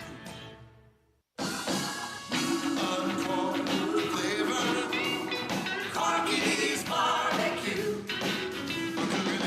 Cooking it up. Down home way. Hickory smoke flavor like the good old days. Hey y'all, Jimmy Stovall here with Corky's Barbecue. With over 175,000 cars served in our drive-thru, 4,000 online pickup orders, and 1,500 party packs delivered to offices and events every year. Corky's is your trusted go-to barbecue for parties. Our party packs start at just $6.99 per person. You can choose 1, 2, or 3 meat combos. Pick your favorite sides, and as you know, Corky's always gives you plenty of food, so you never worry about running out.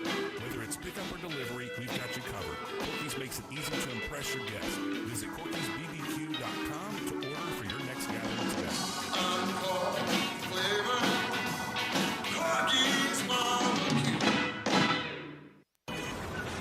Sports 56 traffic. Good morning. Traffic volume still moving at the moment as we check it out live here on 51 southbound coming in from Millington through Woodstock. It's looking decent right now. 40 east here at the Hernando de Soto Bridge coming over from West Memphis, working your way down past Danny Thomas. Looks decent at the moment on 55. Still light to moderate, actually, coming up from DeSoto County in and through South Haven on 55 north.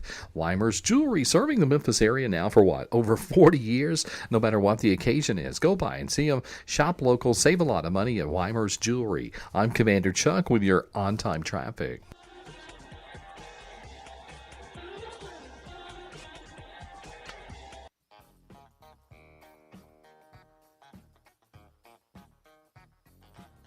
Now back to Sports 56 mornings on Sports 56 and 98.5 FM. This hour is brought to you by James Gaddis Jewelers. Don't you just love it? Here once again, Greg Gaston and Eli Savoy.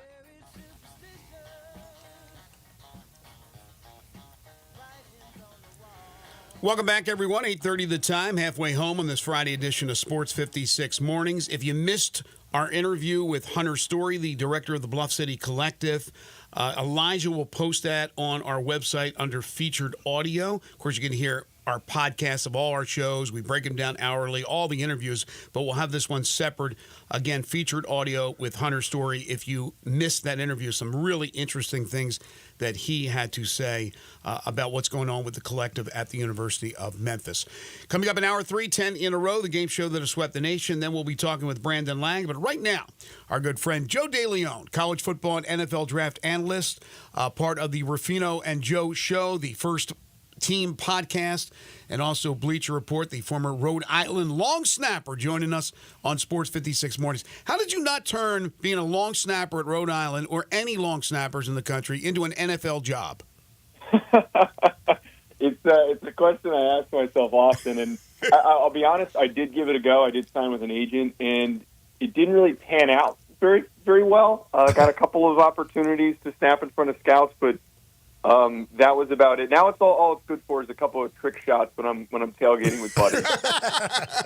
I'll tell you, though, if you have a kid that's playing football, man, get him the long snap. I mean, you could turn that into a pretty good career if you're any good, and there's a lot of good ones out there. Joe's good in breaking down college football, NFL draft, and all those things, so we love having him on the program. Let me ask you this.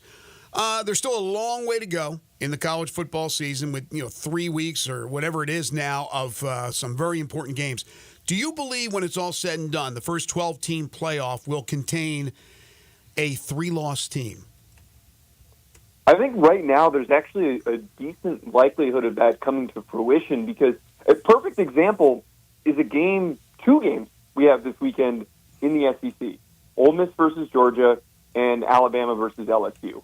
A lot of people are talking about those games being elimination games for Ole Miss, Alabama, LSU in those situations, because if they have 3 losses, they're boxing themselves out of the conversation. But I would argue, and I think a lot of people are sharing this sentiment, and I truly wonder if the committee is going to share the sentiment as well, is that the ACC won't really have, and the Big 12 really won't have strong options outside of the winners of their conferences.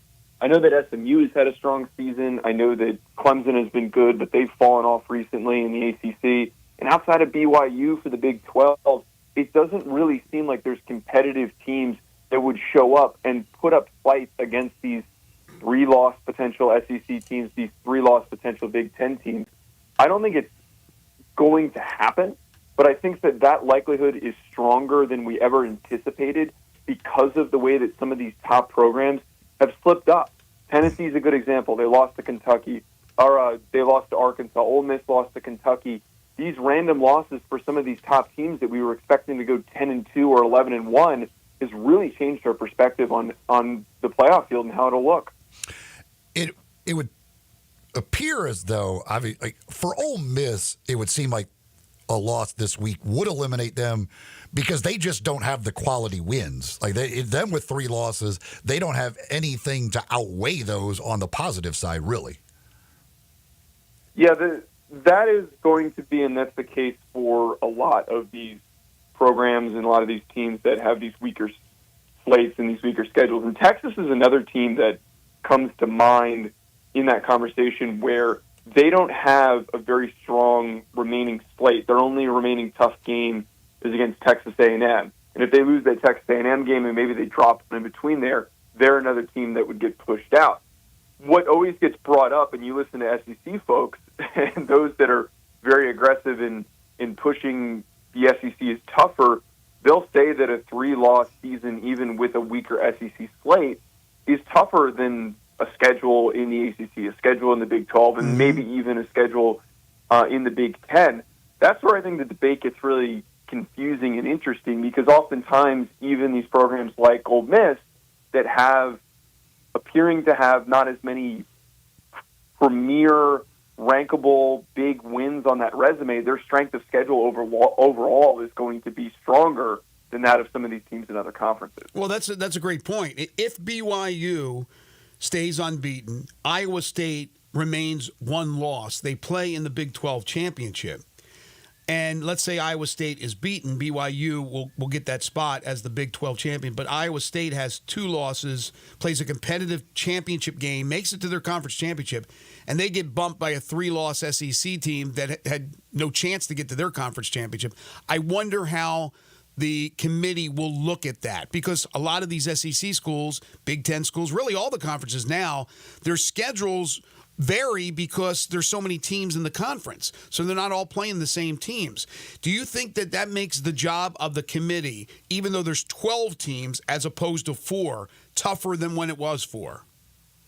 I think it absolutely does, because there's so many more variables that are coming into this, because there's so many more teams, and all the arguments for why certain teams belong in and out get deeper and deeper. I think from a viewer's perspective, outside of the committee and what they have to do, I think this makes it more exciting that we're sitting here and we could pick a number of teams, maybe up to 20 teams that have a realistic shot of getting into this playoff. It makes it a far more compelling story. The narrative gets a lot more thicker. But one thing that I think that we've learned is that the committee right now seems to be favoring quality losses over quality wins. And I think that's something that we need to pay attention to in these coming weeks. Great examples of that is Penn State landing at 6, Texas landing at 5, where you've got a team like Indiana and BYU who are undefeated at the current moment. I think anybody who, if they didn't look at those resumes, would be saying, how do you have an undefeated team not ranked ahead of a team with 1 loss? And then we realize, they're really holding a lot of weight to that loss to Georgia, to that loss to Ohio State. Those quality losses, which feels very weird. It doesn't really feel like that's how you build a good resume. It feels very odd that that's what the emphasis is. Yeah, and those undefeated teams that you're talking about are in power conferences. It's not like it's Army. Right. Yeah, it's funny. Like, it feels like Indiana, the best thing they can do to help their, obviously if they beat Ohio State, but Indiana will be, if they could play Ohio State close, like the committee will be like, okay, now we trust you guys. You lost the game finally, but now we trust you because you played Ohio State close. Indiana has been one of the most confusing teams to discuss to this point, because what you just talked about is true. They 100% need to play Ohio State close. I don't think that they're good enough to beat Ohio State, just because there's a different level of athlete on an Ohio State team.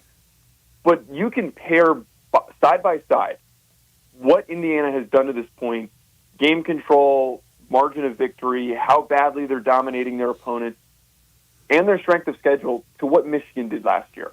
Now, we watched both these teams, and I think that we can all agree that Michigan team was different. That Michigan team was on a trajectory to win a national championship, and Indiana isn't exactly in that type of a stride. But they're still really good. They're still worthy of being ranked higher than some of these teams, especially Penn State of all teams, because Penn State has played around with some of these back end, like UCLA. That game was a little bit close. I think that Indiana deserves to be pushed up higher because of how badly they've been dominating every single team that they've faced off with. Look, with the understanding that it's only 1 week of the rankings, but we always fly off the handle because that's what we do on Sports Talk Radio. But knowing that, you look at what they did, and BYU is a lot lower than what probably they should be if you're just judging on everything that's happened this season, and maybe Indiana as well. Do you believe that that could be a bias towards the non-traditional college football powerhouse? Because all the other names are big-time names, but it seems like Indiana, which is big for basketball, big name, and BYU, not so big in anything, that those two really didn't get the benefit of the doubt. I definitely think it is, and a lot of folks have been making that argument so far this season and this week especially, that if you're not a big brand, you're not getting the benefit of the doubt. Mm-hmm. A lot of this, too, it does feel like the original thoughts that we had at the season, we've just been slowly adjusting those rankings to this point where we're at, where that preseason poll held way more weight than it should have. I think it's a good angle to take, but at the same time, I do understand some of those counter arguments against those teams in Indiana and BYU specifically in their resumes, because at the same time, yes, they do have weaker strength of schedules. BYU, for example, they're winning a lot of close games in the Big 12. Their game against Oklahoma State at home is a good example of that, where Oklahoma State is not very competitive this year. And it feels like they're really getting buttressed by that win over SMU. And SMU and BYU are just holding each other up at this point. But we don't really know, outside of that win for BYU over SMU and / the loss for SMU to BYU, how really, truly good both those teams are. And we're not going to really find out until they get to their conference championship games, if they get to their conference championship games. There is just, and I think the biggest part with all this, as you mentioned, still a little bit too early to tell. And that's what makes it exciting theater for what the outcome is going to be. We need more points to figure out who deserves to be in the conversation and who's more of a pretender. I agree with that. Who do you believe is the best team in the country? Is it Oregon? I think that Oregon certainly has the case, and I think that right now there isn't a clear number one. The two that I keep turning to is Oregon and it's Georgia. Both teams have had inconsistent games where they have played down to their opponent. Oregon less so over this stretch. They have been blowing past every single opponent that they've seen. They have been dominating on both lines of scrimmage. The one thing, and both these squads have weaknesses, the one thing that's been quietly not talked about with Oregon, their run defense slowly has been allowing more and more rushing yards to opponents that they faced over this stretch since the Ohio State win. They're up to about 120 rush yards per game that they're allowing. I don't know if that's something that's going to start to come back into a strong control where they're not getting run over, and they've faced a number of teams that are super run-centric, like Michigan, for example, where they're only going to run the football. That's probably going to inflate and adjust that total. But if they are not able to stop the run against an SEC team when they get to the playoff or when they face off with Ohio State again, it could be a very, very tough out for them. Georgia, on the other hand, their defense is winning them football games. We've seen that Carson Beck has had a ton of mistakes. I still stand by the fact that I think Mike Bobo is overcomplicating this offense, and he is throwing the ball way too much. They're one of the lowest teams in run play percentage in terms of the plays that he's calling. They need to get back to what they were doing last year, where they were a lot more balanced. They were running the ball a ton more and doing it intently. If Carson Beck, if they're able to get more of those decisions out of his hands and he's making less mistakes, they're the best team in the country. But those picks are killing them. It does help, as we've seen in the comeback against Alabama where they lost and in the win against Texas. When he has these picks, the defense is able to produce their own turnovers, produce their own sacks, their huge plays to keep them within the football game. They're not like the level of that 2022 defense that had Jalen Carter and Nolan Smith and all those crazy athletes. But this secondary, it's ferocious. It's very hard to throw against them, and we're going to find that out again against Ole Miss this weekend.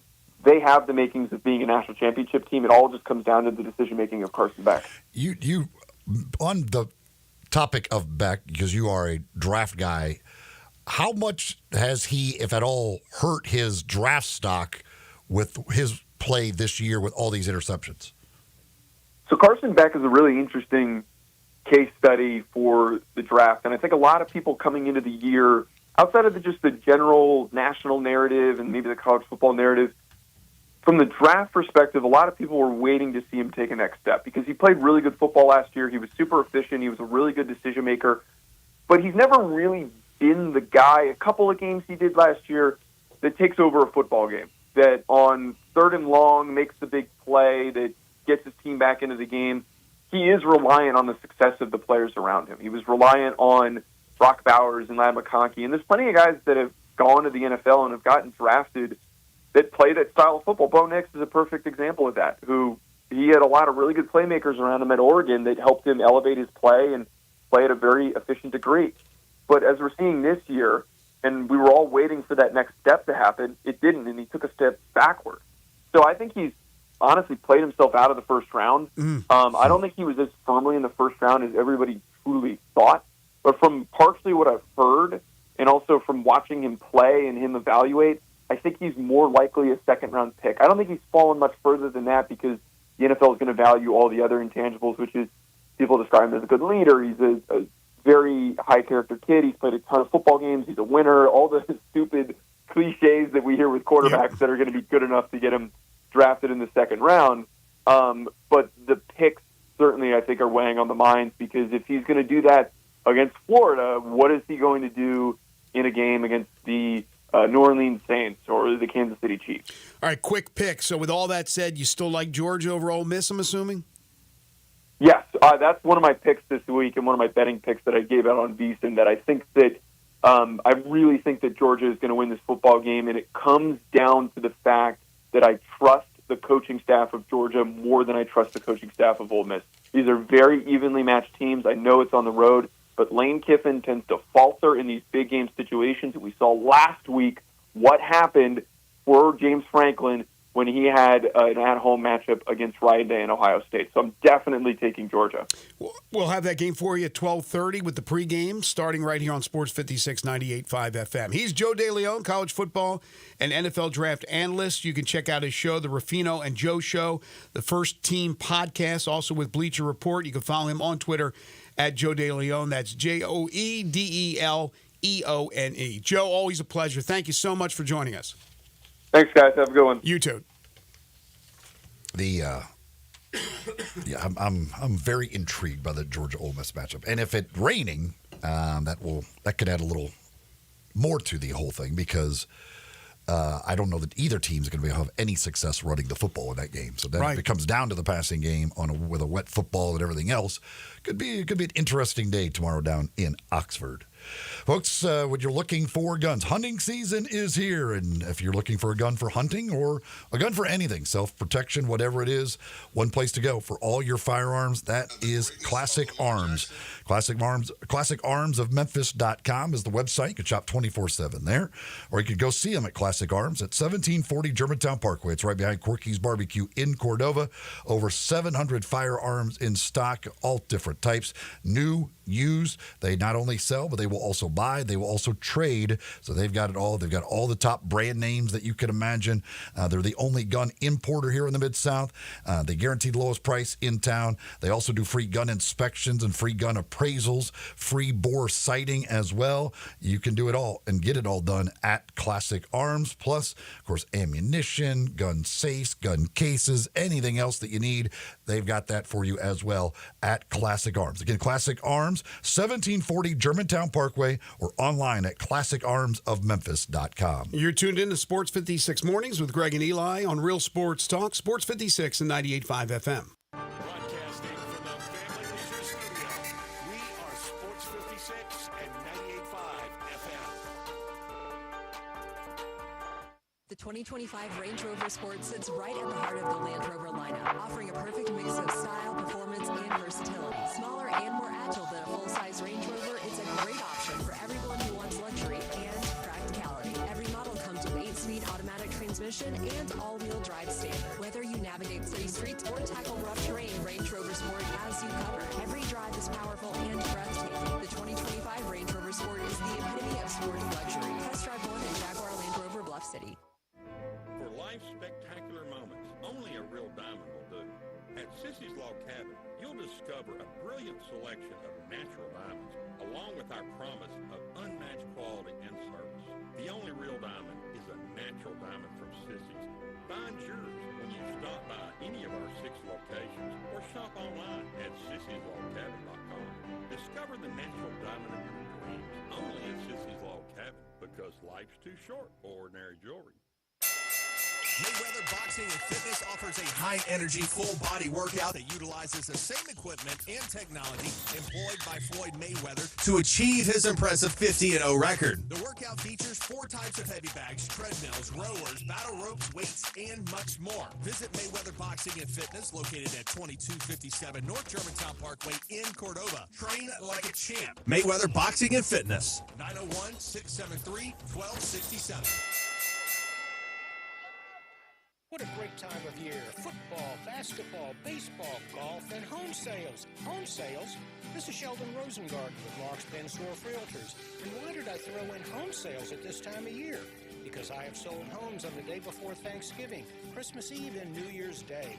Whether it's someone transferring in through our relocation network or someone just starting their home search, homes sell all year long, just like my golf game being bad, all year long.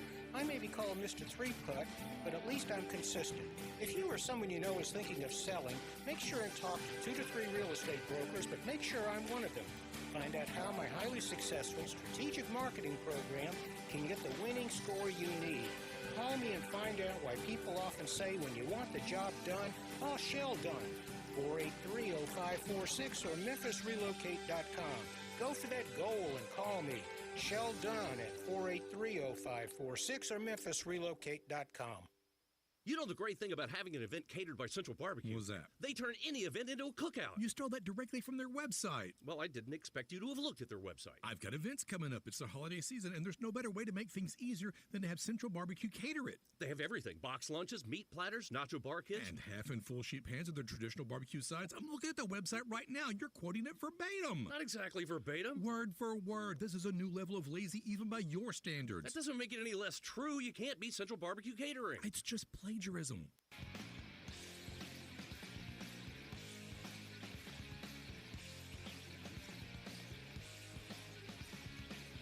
Now, back to Sports 56 Mornings on Sports 56 and 98.5 FM. This hour is brought to you by James Gaddis Jewelers. To reveal the full spectrum of dazzling color. Here once again, Greg Gaston and Eli Savoy. The Memphis Hustle finalized their roster for the 24-25 season. They will begin play tomorrow night on the road. Then the home opener is on Monday night. So just kind of perusing through the roster, Eli, I think you may have a couple of calls where you go Johnson to Johnson to Johnson. 3 Johnsons on that roster. They are heavy on Johnsons. Yes, they are. Also on the roster, Armando Bacot, who was with the team during camp. You have the Yuki experience. He'll play a lot of games with the Hustle, I'm sure.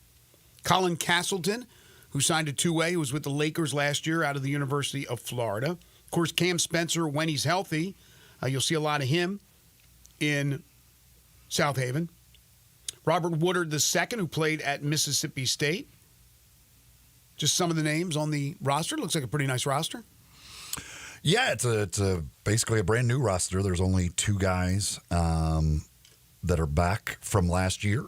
So this has been it's a little different than most years. We've usually had a lot of returning guys, but this one, basically an entirely new roster. Now, Mao Pereira was here with the Grizzlies last year. Dover was with the Hustle last year. So he is a returning player technically in the organization, having gotten the 2 10-day deals at the end of the year last year. But yeah, it's going to be it's a practice. Check that, and it's going to be interesting. They got some size. They got a lot of shooting. That's obviously what the Grizzlies organization wants right now, because they want to shoot a bunch of threes. So it seems like there's a lot of guys who could knock down some threes on this team, and be looking forward to the home opener coming up Monday night against Mexico City. They've got a lot of games coming up here in the month of November at home, so looking forward to it. The Grizzlies, as we talked about earlier in the show, back in action tonight against the Wizards. There will not be Ja Morant. He will not play after tweaking the hamstring on Wednesday. Does not appear to be anything serious, so I wouldn't get too alarmed about that. I would imagine he'll be ready to go for the road trip out west, which will begin in Portland on Sunday. Still haven't heard word yet on whether Taylor Jenkins is back. He was unable to coach on Wednesday because there was a death in his family, so it took some days off. So not sure if he's going to be at the helm tonight for the Grizzlies. Again, the Grizzlies taking on the Washington Wizards. The Wizards come in with all types of injury problems. They are 2-4. The Grizzlies have their share of injuries. They are 5-4. But getting healthier. Again, Ja, I don't think it's a big deal. At least that's what I'm reading and what he has said. But they're getting healthier because Vince Williams practiced with the Hustle yesterday. He'll be ready to go sooner than later. Luke Kennard back with the team, played Wednesday night in their victory against the Lakers. So that's certainly good news. The ESPN is I think very happy with Ja and the comments he made after the game against the Lakers the other night, with the fact that he doesn't like them. The fact that they've got that Grizzlies-Lakers game next Wednesday on ESPN. They are going to build that up quite a bit over the next few days. They already started yesterday. They will be building that up a lot with the Ja LeBron stuff from in the game, and then Ja saying afterwards that he doesn't like the Lakers. Yeah. That is going to be played up a lot going into that game next week on ESPN. So I'm watching the game last night, and my wife turns to me and says, "Hey, Ja doesn't like the Lakers?" Like, where did that come from? So, yes, I think it's going to stir the pot a little bit just to have Ja back and doing the things that he's doing, electrifying the audience, whether it be in person or on television, is a boon for the NBA. Certainly to have a showstopper like him. Speaking of showstoppers, there's a lot on that LSU and Alabama teams and the history between LSU and Alabama. They will play Saturday night in prime time. It'll be broadcast on ABC. There will reportedly be a live tiger on the sideline for what would be the first time since 2015. But according to this story that I'm looking at, it will not be the official LSU mascot, Mike the 7th. So what's up with that? Louisiana governor recruits a random tiger to appear at the LSU-Alabama game. You know, one thing is running down the sidelines and Uggos over there or something like that. You know, you don't want to get near the cage with a live tiger. With all that noise going on, with the crazies in the bayou, that tiger's going to be freaked out, man, for goodness sakes. But they're pulling out all stops to try to knock off Alabama in what is, as we just talked about with Joe DeLeon and have talked about all week long, what we think is an elimination game. But again, you never say never when it comes to Alabama and somewhat LSU with the committee and a 3-loss SEC team. I don't know if it's over. I think it might be an elimination game, but I don't think there's any. Right. Every year there's been 3-loss teams in that top 12. I don't know, why you would assume that either one of these teams would definitely be eliminated with a loss. Exactly. They're just building it up as an elimination Ole game. Miss, I think, is eliminated with a loss just because there's no good wins on the schedule, and they don't have a chance to get any going forward. So Ole Miss, I think, is the desperate one here because they just need any resume-building win. They don't have it right now. Speaking of Ole Miss, they updated the injury report yesterday. Much smaller and changes to some of the guys in their status. Again, I don't know. I didn't see the updated version of it and all that stuff. But again, I think a lot of this is, I don't know if it's the response to the conference putting in the penalty and stuff for the fake injuries on the field, or if this is just Lane. It's Lane being Lane. That's playing around and having fun with injury reports. I don't know what is going on down there, but we'll see who ends up playing and who doesn't play. Well, I believe, but I would guess most of them are playing. But I believe the updated version from yesterday. I'm trying to find it here. Yeah, here it is. Trey Harris is doubtful. The only one there's 3 guys that are out. We knew from last week Henry Parrish was done. But Watkins is questionable. Wasn't he doubtful the first time? Mm-hmm. Yeah, so now he's questionable. Caden Prescorn is probable. Believe me, this is one of the biggest games in history for Ole Miss. Now, I'm not some Ole Miss historian, but Brett can tell you and others will tell you. I mean, I'm not saying it's the biggest, but it is certainly one of the biggest and one of the most important, because I believe you're right. If they lose this game, they don't have a shot at the playoffs. If they win this game, they're in the catbird seat to get into the postseason. They are in a great position with a win over Georgia. So it's going to be all stops. They're going to pull everything out, including the kitchen sink, to try to win this football game. They need Trey Harris to play. And the fact that he's still doubtful, even on the update, that's got to be a little bit concerning. It seemed like everybody kind of thought he was going to be able to play this weekend. And again, maybe he still will. But the fact that he is still listed as doubtful, that's not a good sign for Ole Miss. All right, when we come back, we open up Hour 3 with 10 in a row, the game show that has swept the nation, brought to you by Napa Cafe. If you'd like to participate, you can jump on the Sissy's Log Cabin listener lines right now. Don't get shut out. 901-360-8255. You're tuned into Sports 56 Mornings with Greg and Eli on Real Sports Talk, Sports 56 and 98.5 FM.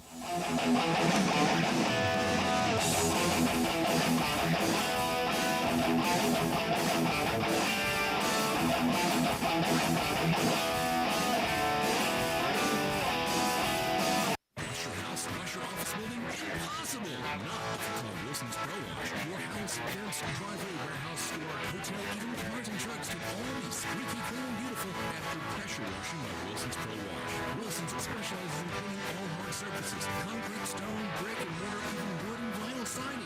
Then Wilson's can seal your surfaces so they stay looking brand new. Call Wilson's Pro Wash, 901-524-6799, or online at wilsonsprowash.com. You or someone you know or care about has dealt with a difficult divorce. When facing divorce, you need the attorneys at Rice Law. Nick and Larry Rice lead the firm with 3 generations and 7 decades of experience. Located in Memphis, serving the entire state of Tennessee and North Mississippi. Rice Law is who you need to call. Simple or difficult divorce, they know how to handle it. Call Rice Law at 901-526-6701, or for more information, visit them at aboutdivorce.com. That's aboutdivorce.com. Hungry for that delicious smash burger flavor? Dyer's Cafe is the original smash burger since 1912 and still smashing burgers in Collierville's historic town square. Come out for their lunch specials Monday through Friday, 11 to 2. Ask about their world-famous split dog and authentic Chicago or New York dog. Try the leaner side of Dyer's with a grilled chicken sandwich or freshly made salad. Also serving Lakes, Delta-raised catfish, Pasquale's tamales, and a customer favorite hand-breaded onion rings. Dyer's, serving world-famous burgers, dogs, and shakes in Collierville's historic town square.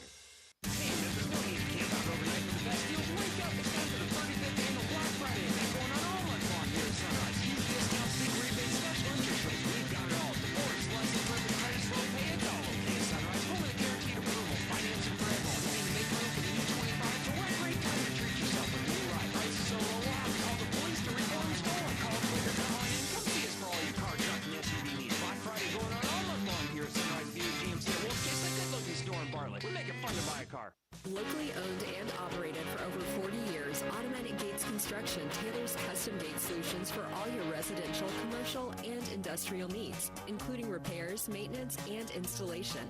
Automatic Gates Construction specializes in designing and installing automatic gates and fencing that seamlessly blends security, functionality, and aesthetic appeal. Elevate the safety and efficiency of your property with a premium gate solution. Automatic Gates Construction at myautomaticgates.com. Sports 56 traffic. Good morning. Traffic still moving. I-40 coming past Watkins over here at the 101 connector. Not bad, actually, down 51 southbound coming in from Millington. Traffic's on the increase just in the last few minutes up through South Haven on 55 northbound as you work your way there into South Memphis. Hey, Weimer's Jewelry serving the Memphis area now for well over 40 years, no matter what the occasion is that may be coming up. Check with them first. Why? Because you'll save a lot of money at Weimer's Jewelry out there on Highway 64. I'm Commander Chuck with your on-time traffic.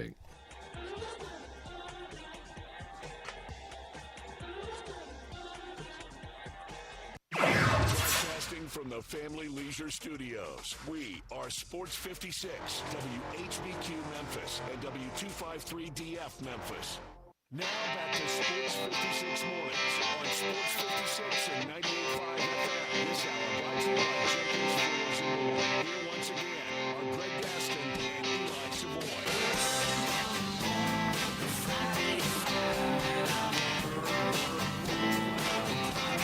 Welcome back, everyone. 9:04 the time. Final hour for us this week here on Sports 56 Mornings. Greg Gaston, Eli Savoy, Elijah Siggers. We're broadcasting live from the Family Leisure Studios. Family Leisure, 2120 Whitten Road, just north of I-40. Currently 59 degrees, cloudy skies. Now, it's going to get up to 69, maybe 70 today. We may see a peek of the sun, but mostly cloudy. That will continue into the evening. The rain is coming, but they're looking at overnight rain. Overnight rain, so it should be fine. Hopefully, fingers crossed, for high school football tonight with the state playoffs going on in Tennessee, other games around Arkansas and Mississippi, and obviously the Memphis Tigers game against the Rice Owls, which will kick off sometime after 6 or make that 8 o'clock. Memphis and Rice. Of course, the Grizzlies will be playing tonight indoors, obviously, but playing nonetheless. So when you head on out to a game, make sure you bring a rain jacket just in case that rain comes a little bit earlier. Third hour of the program brought to you by Jenkins Floors and More. I'll give you all the details about them in just a few moments. But it is Friday. It's time for the game show that has swept the nation 10 in a row. Not 5, not 6, not 7, not 8, not 9, but 10 in a row. And it's brought to you each and every week by Napa Cafe.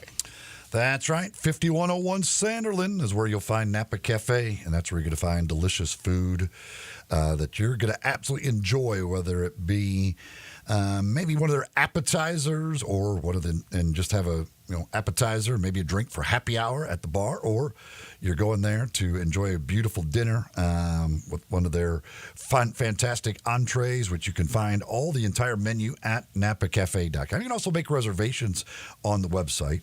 They're open for dinner Wednesday through Saturday, starting at 5 o'clock. The entire menu also available for pickup if you want to take it home with you and enjoy it there. If you've got a special occasion, you want to make sure you ask about the private wine cellar. Great place to go celebrate any kind of special occasion. They've got 5 dining rooms, including that private wine cellar. You can celebrate with a crowd or an intimate evening, whatever it is.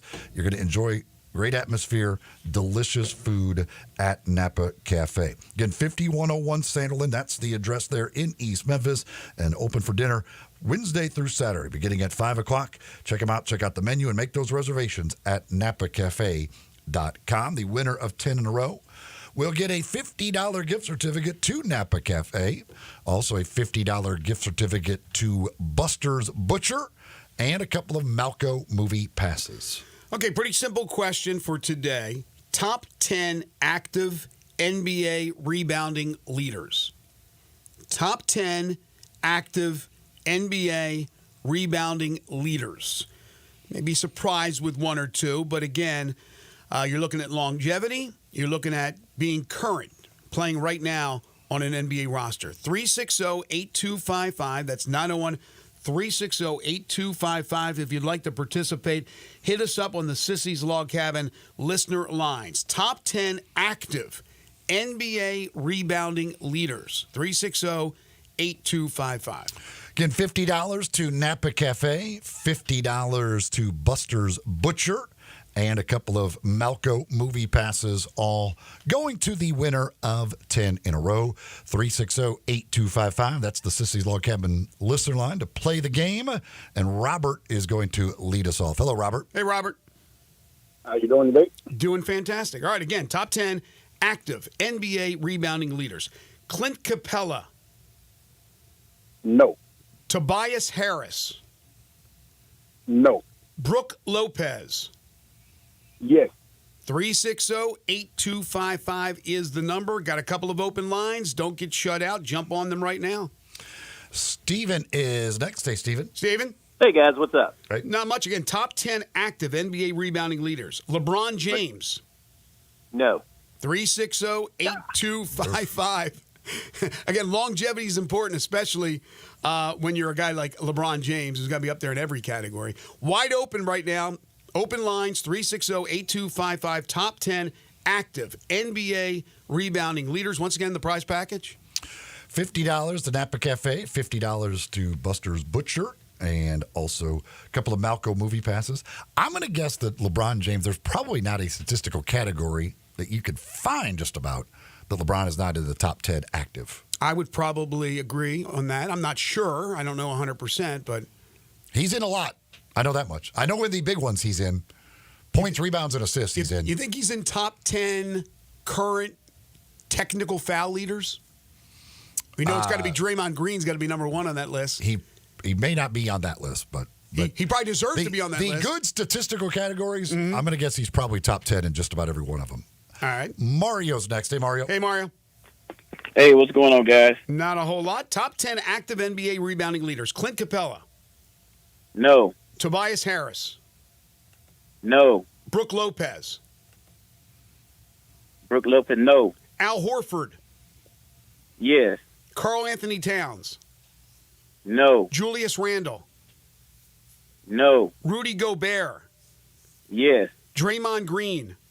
No. Nikola Jokic. No. Jonas Valanciunas. Yes. There's a winner. Mario, congratulations, sir. You are a winner. Hold on, and Elijah will tell you how you're going to get your prizes. I'll give Corey, JoJo, and George a chance here, just because I like the name JoJo. Corey, what's up? Hey, Corey. Hey, how y'all doing today? Doing well. Second chance opportunity at top 10 active NBA rebounding leaders. LeBron James. Yes. Anthony Davis. Yes. Kevin Durant. Yes. Next up. Hey, JoJo. JoJo. What's up, fellas? Hey, JoJo. All right, here we go. LeBron James. Yes. Anthony Davis. Yes. Kevin Durant. No. DeAndre Jordan. Ooh, DeAndre Jordan. Yes. Kevin Love. Oh, yes. Andre Drummond. Mr. Double Double. Oh, goodness. Yes. I thought you were going to pull the trigger there, Eli. Russell Westbrook. Oh, Russ. Point guard getting all those rebounds. Mr. Triple Double. Yes. Tristan Thompson. Oh, Tristan Thompson, the bum. No. You're so kind today, Eli. Steven Adams. Steven Adams. The man from down under. No. James Harden. Oh, the ultimate bum. No. You can read a list very well. Good job, JoJo. The bum. I like that. I like the bum. Second chance winner. The bum commentary I love. Oh, guys, he's like Joel Embiid. He's always hurt. He never plays. It's easy. Listen, I fully agree with your bum assessments. On every bum assessment you had, I think it was very, very, very good. Well, good job. Congrats, JoJo. Congratulations, JoJo. Thanks, we'll get your prize package together as well. Oh, man, folks can read lists very well.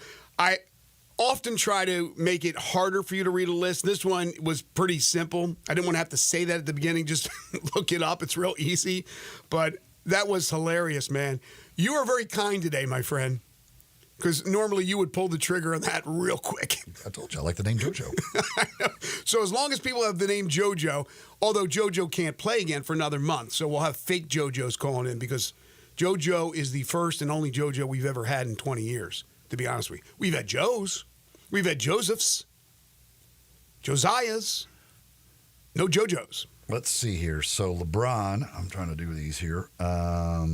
We know he's number one in points. He's number one in rebounds. He's number two in assists. He's number two in steals. He's number 10 in blocks.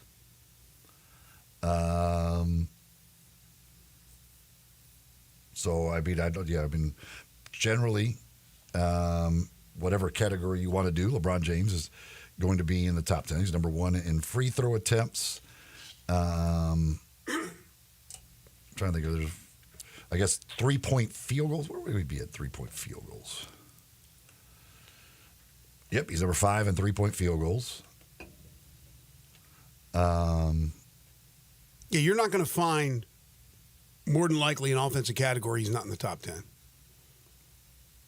And then defense. Or defense. Well, did you say blocks? Mm-hmm. He is top 10. He's number 10. Man. I mean, again, he's going to be, as far as active guys go, he's going to be, it's going to be hard to find a category.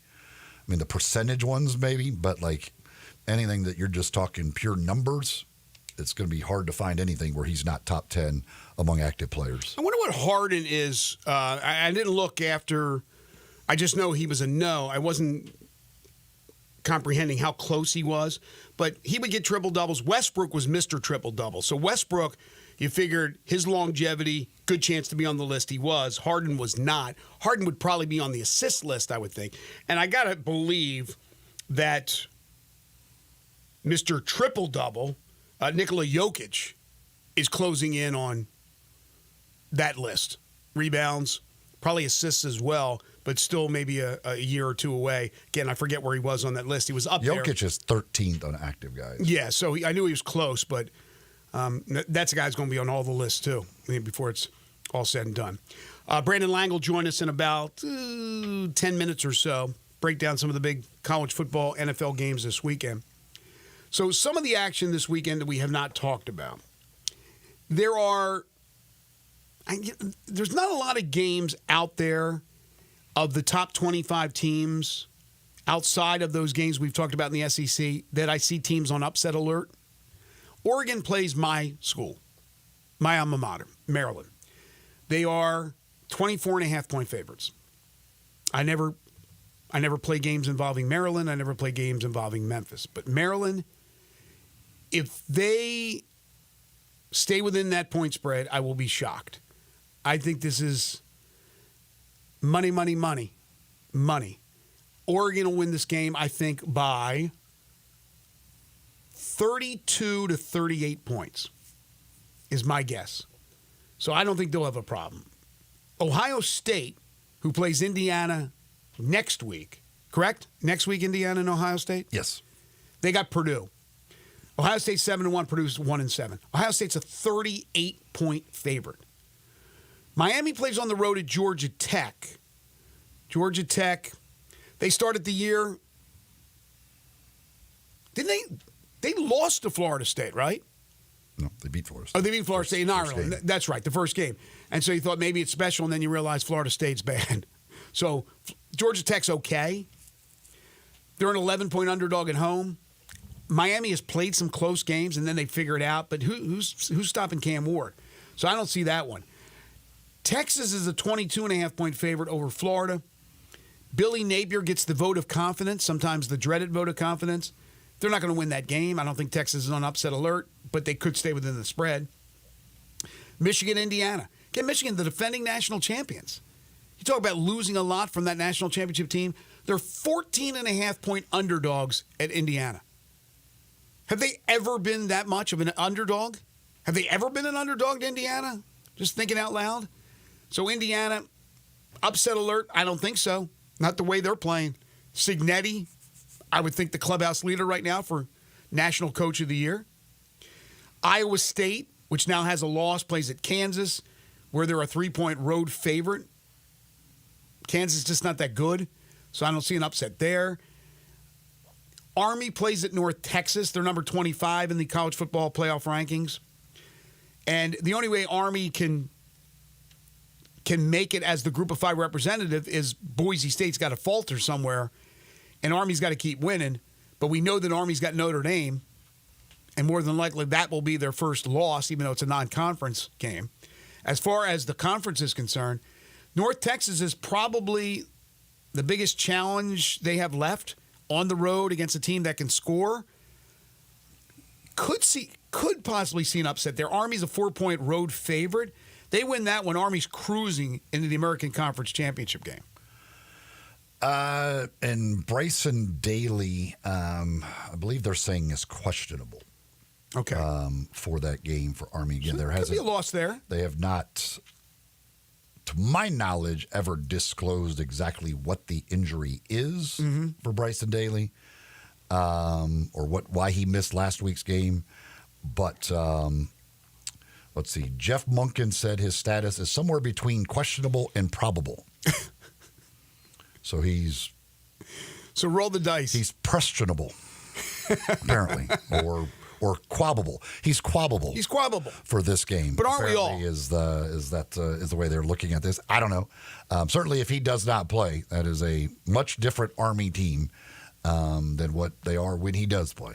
Sneaky good game could be that Colorado-Texas Tech game in Lubbock. Colorado a 4-point road favorite. Texas Tech with that big come-from-behind win last week. That's one that could go either way. Mississippi State at Tennessee. Again, Mississippi State is just bad in the first year for Levy. 24.5-point dogs. I don't even think they cover there. I think Tennessee rolls. Florida State at Notre Dame. We know the year Florida State has had. 1-8. Notre Dame should clobber them. They're 26.5-point favorites over Florida State. Think about that. Florida State, going into the season, should have went into the playoffs last year, but had the undefeated season before they lost that game in the championship. They're a disaster. They're in the bowl game. In the bowl game, 26.5-point underdogs. What were they in the preseason rankings? Do you remember? Florida State? 10. Number 10. 26.5-point underdogs. Then you have Oklahoma and Missouri. Do we know if Brady Cook's playing? I'm not sure how they listed him. Oklahoma has to win this one if they're going to get the 6. What a disaster that'll be for Venables if they don't get the 6 and become bowl eligible in their first year in the SEC. Missouri has been treading water since the injury to Cook. Washington goes to Penn State. Long trip for Washington. They're okay. They were in the championship last year, but again, Penn State beats Washington here. They're 13.5-point favorites. I don't know if they cover. They probably do. And everybody's like, oh, Penn State's good. No, Penn State's Penn State. It's the same thing.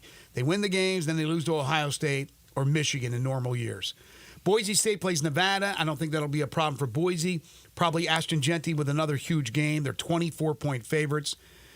Pitt's got Virginia. They'll bounce back after the loss to SMU. Then you got the Holy War, which is what kind of game is this going to be? Utah is only a 2.5-point underdog. BYU's 8-0. Utah's 4-4 without Cam Rising. What does Vegas know that I don't know? I've told you they've done this BYU all year. BYU does not. Everybody that talks about BYU not getting respected, everybody believes Vegas knows everything. They have not. BYU was an underdog to UCF, a UCF team that came in with 4 straight losses, and BYU was an underdog to them. Here they play a Utah team who's coming in off 4 straight losses, and while they're a favorite, they're a small favorite there. I will tell you, I will be betting on BYU again because I do it every week. I will be betting on BYU. I usually bet on Vandy as well. Washington State rounds out the top 25 teams. They're number 21 in the poll, and they've had a really good year. Obviously, they're out there in the abyss in the Pac-2, but they're 7-1. They'll take on Utah State at 2-6. Jenkins Floors and More is the third-hour sponsor of Sports 56 Mornings. They've been with us now for a number of months. If you are looking for flooring, if you are looking for carpeting, this is the place to go because they sell at wholesale. So they're going to save you lots of money in the process. 2356 Goodman Road in Horn Lake. It's a quick trip from anywhere in the metropolitan Memphis area. They also have stores, by the way, in Cleveland, Mississippi, and in Little Rock. Ceramic and porcelain tiles, hardwoods by Portercraft, carpeting from Southern Luxury Carpet, backsplashes for your kitchens and bathrooms, plantation shutters and blinds, all different styles and colors of granite and porcelain. You can't beat what they have to offer. You can't beat the price, and you can't beat the service. Timmy and Rebecca Jenkins started this business about 8 years ago in their garage, for goodness sakes, in Cleveland. And because of their quality work, their attention to detail, and their pricing, they have earned their reputation of being one of the top flooring companies in the area. Residential, commercial, whether you're a homeowner or a contractor, do yourself a favor, see what Jenkins Floors and More has to offer. Also, if you don't do it yourself and you want Jenkins to do it for you, you're talking about a 2-week turnaround. They'll get the job done in 2 weeks or less, and they'll come out to you wherever you're located here in the Mid-South, and they will give you a free estimate. So give them a call today at 662-469-9350. Financing is available. They're open Monday through Saturday, or go visit them at 2356 Goodman Road in Horn Lake. Great family, great service, Jenkins Floors and More. When we come back, Brandon Lang. This is Sports 56 Mornings with Greg and Eli on Real Sports Talk, Sports 56, 98.5 FM. Be sure to follow us at Sports 56 WHBQ on Twitter, Facebook, Facebook, Instagram, and YouTube to watch live video of our shows. Stay up to date with station events and have chances to win prizes. Don't miss out on anything that's going on. Follow us at Sports 56 WHBQ. Is your wife asking you to stop eating junk food? Well, we have you covered at Humdingers. It's quick and it's healthy, and most important, it tastes amazing. With many choices from salmon salad to rainbow trout and grilled asparagus. Come visit us for lunch at Humdingers, 6300 Poplar Avenue. So good, Coach Penny eats with us weekly. Don't forget, Humdingers offers full-service catering for weddings, social events, or your corporate lunches. You can call 901-260-8292 to find out more. Rick's Powder Coating for a beautiful finish every time. Rick's Powder Coating specializes in automotive, ornamental, residential, and industrial coating. With 2 conveyor lines and the largest batch ovens in the Mid-South, Rick's can accommodate all of your powder coating needs. Locally owned and operated since 2002, Rick's Powder Coating will customize a beautiful finish just for you. Drop by or call to see how Rick's Powder Coating can bring color to your life. 901-367-2771 or rickspowdercoating.com. Do you have 3 ex-wives and your current trophy wife wants a life insurance policy 3 times the size of the policies you had to purchase for your previous mistakes? If so, you need to call Big Lou at Term Provider, 800-529-2856. Big Lou is intimately familiar with your problems, and if you're 50 to 60 years old and in reasonably good health, a $1 million policy should only cost about $100 to $200 per month. Big Lou may have a solution for your previous policies as well. You may even save enough money to lighten the load on your new $1 million policy. Remember, call Big Lou. He's like you, except he's only on number 2. Call Term Provider at 800-529-2856. That's 800-529-2856 for $1 million in term life insurance that you can live with. Call Big Lou at 800-529-2856. 800-529-2856. Fall is football at the Owner's Box Sports Bar and Grill in Lakeland, Town Square. Monday through Friday is happy hour from 3 to 6 with $1 off all draft meals, $5 off well drinks, $4.50 for house wine, and half off pretzel bites, mozzarella sticks, queso, corn dogs, and pickles. Vinegar Friday night lights from 7 to close. Dine in and buy 12 wings, get 5 regular wings for free. Come watch college football and every pro game on the weekends. All at the Owner's Box Sports Bar and Grill in Lakeland, Town Square. Highway 70, fall is football. Now back to Sports 56 mornings on Sports 56 and 95 FM. This hour brought to you by Jenkins Boys and More. And once again, Mark Gaston and Eli Support. That he's on. Welcome back, everyone. 9:26 is the time. Wrapping up hour number 3 in about 34 minutes. We'll get our weekend started. We'll hand things off to Dave Woloshin for Wolo and Friends on Sports 56. We are broadcasting from the Family Leisure Studios. Family Leisure, 2120 Whitten Road, just north of I-40. The ultimate game room and fall sale going on right now. This weekend's going to be raining, so maybe a good time to stop by and see what they have to offer at Family Leisure. In just a moment, Brandon Lang will join us. BrandonLang.com, the website. Of course, you can hear him on the Believe Podcast Network and talking college football, NFL. And this week, he's talking probably something else that's maybe more important. It is time for Brandon Lang.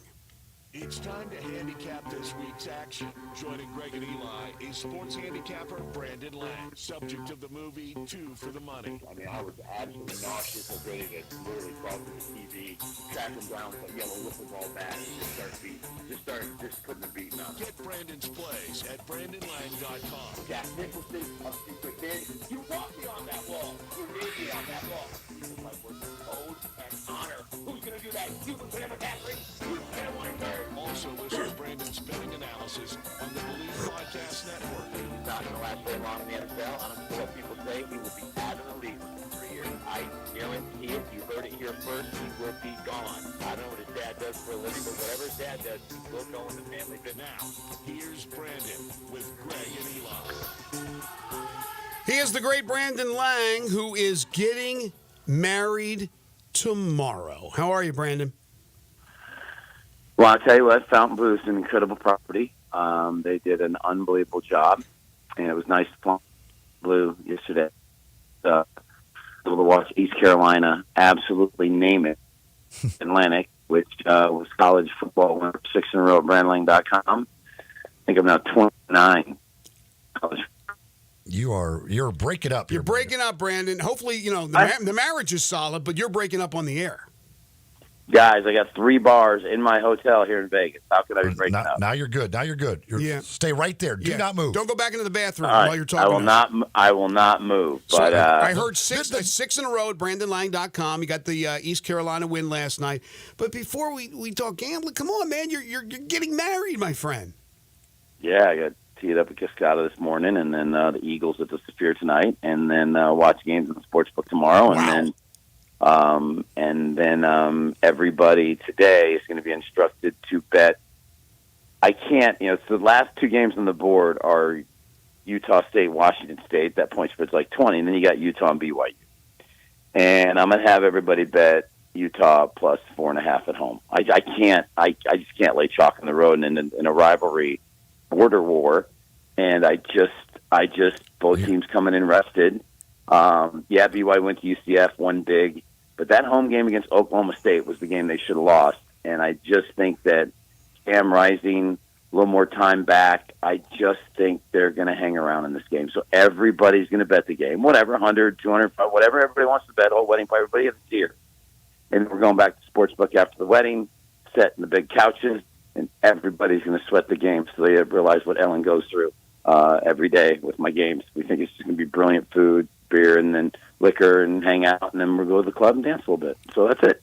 I can't believe you're turning your back on BYU now. I'm riding BYU. I'm going to continue to ride them. Wait. Let me get something straight here. I got the line at 2.5. Is Cam Rising's done?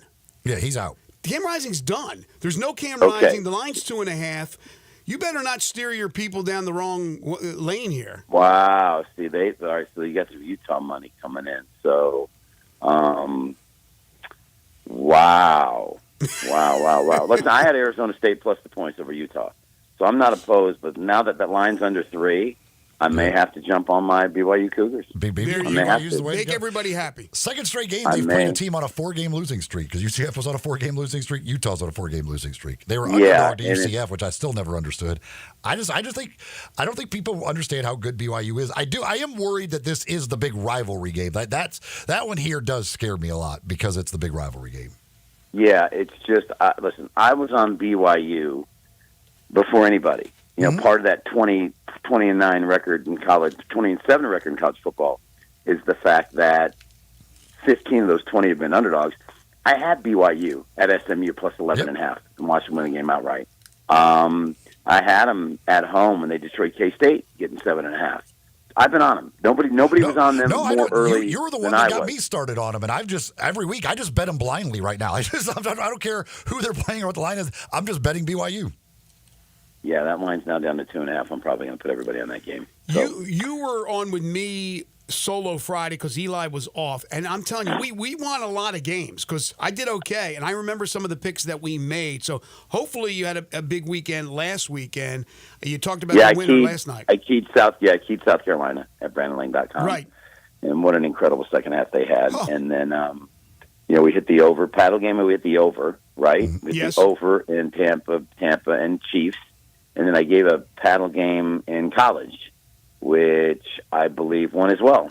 We liked Arizona in the NFL over Chicago. I think there's a lot of games that I think you nailed last weekend. With I think it was South Carolina. For the paddle game. Was the paddle game? Yes. In college, so we went 2-0. Yes. So she brought the paddle. In fact, she's in the other room right now. I see her waving it at me. Well, you got your honeymoon. Of course she's going to bring the paddle. Right, but I have to lose a game. And I told her I'd do her a favor and pick a college game on Saturday so that if I lost it on the wedding, we come back here after the club Saturday night, she can either let me have it or I can taunt her that I'm, again, hitting games and that she can't touch me. So there you go, boys. What, speaking of college, what side are you on Georgia Ole Miss? You've doubted Ole Miss kind of all year. What's that? You've been kind of a doubting Ole Miss and kind of gone against Ole Miss a few different times. Are you against them this week? Yes. I went against them when they went into South Carolina. And Shane Beamer said after the game, that's the most disappointed I've ever been as a college football coach in my career as a coach, is when they lost to Ole Miss. And I had big plans South Carolina. And then the next week, South Carolina goes to Bama and almost wins the game outright. So I was on to something there. Then Ole Miss went into LSU, and I came with a 200-dimer on the Tigers. Saturday night game, which will lend itself into when we talk about LSU and Alabama. And last week I was leaning towards taking Arkansas, and I got off it and watched them go in there. And so my feeling is this. Georgia's won 52 straight games against anybody not named Alabama.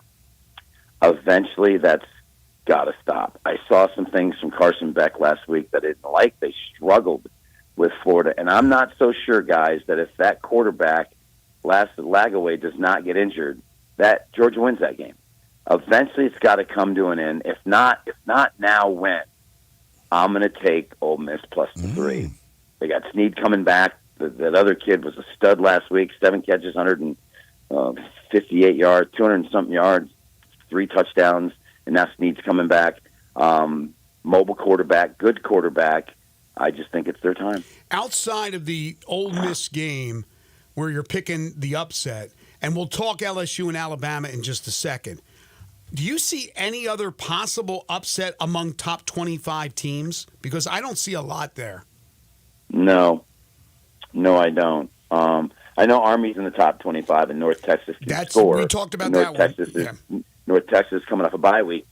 That you watched the East Carolina game last night, and something that will blow you away if you really watch the game is East Carolina's got some receivers that do not drop the football.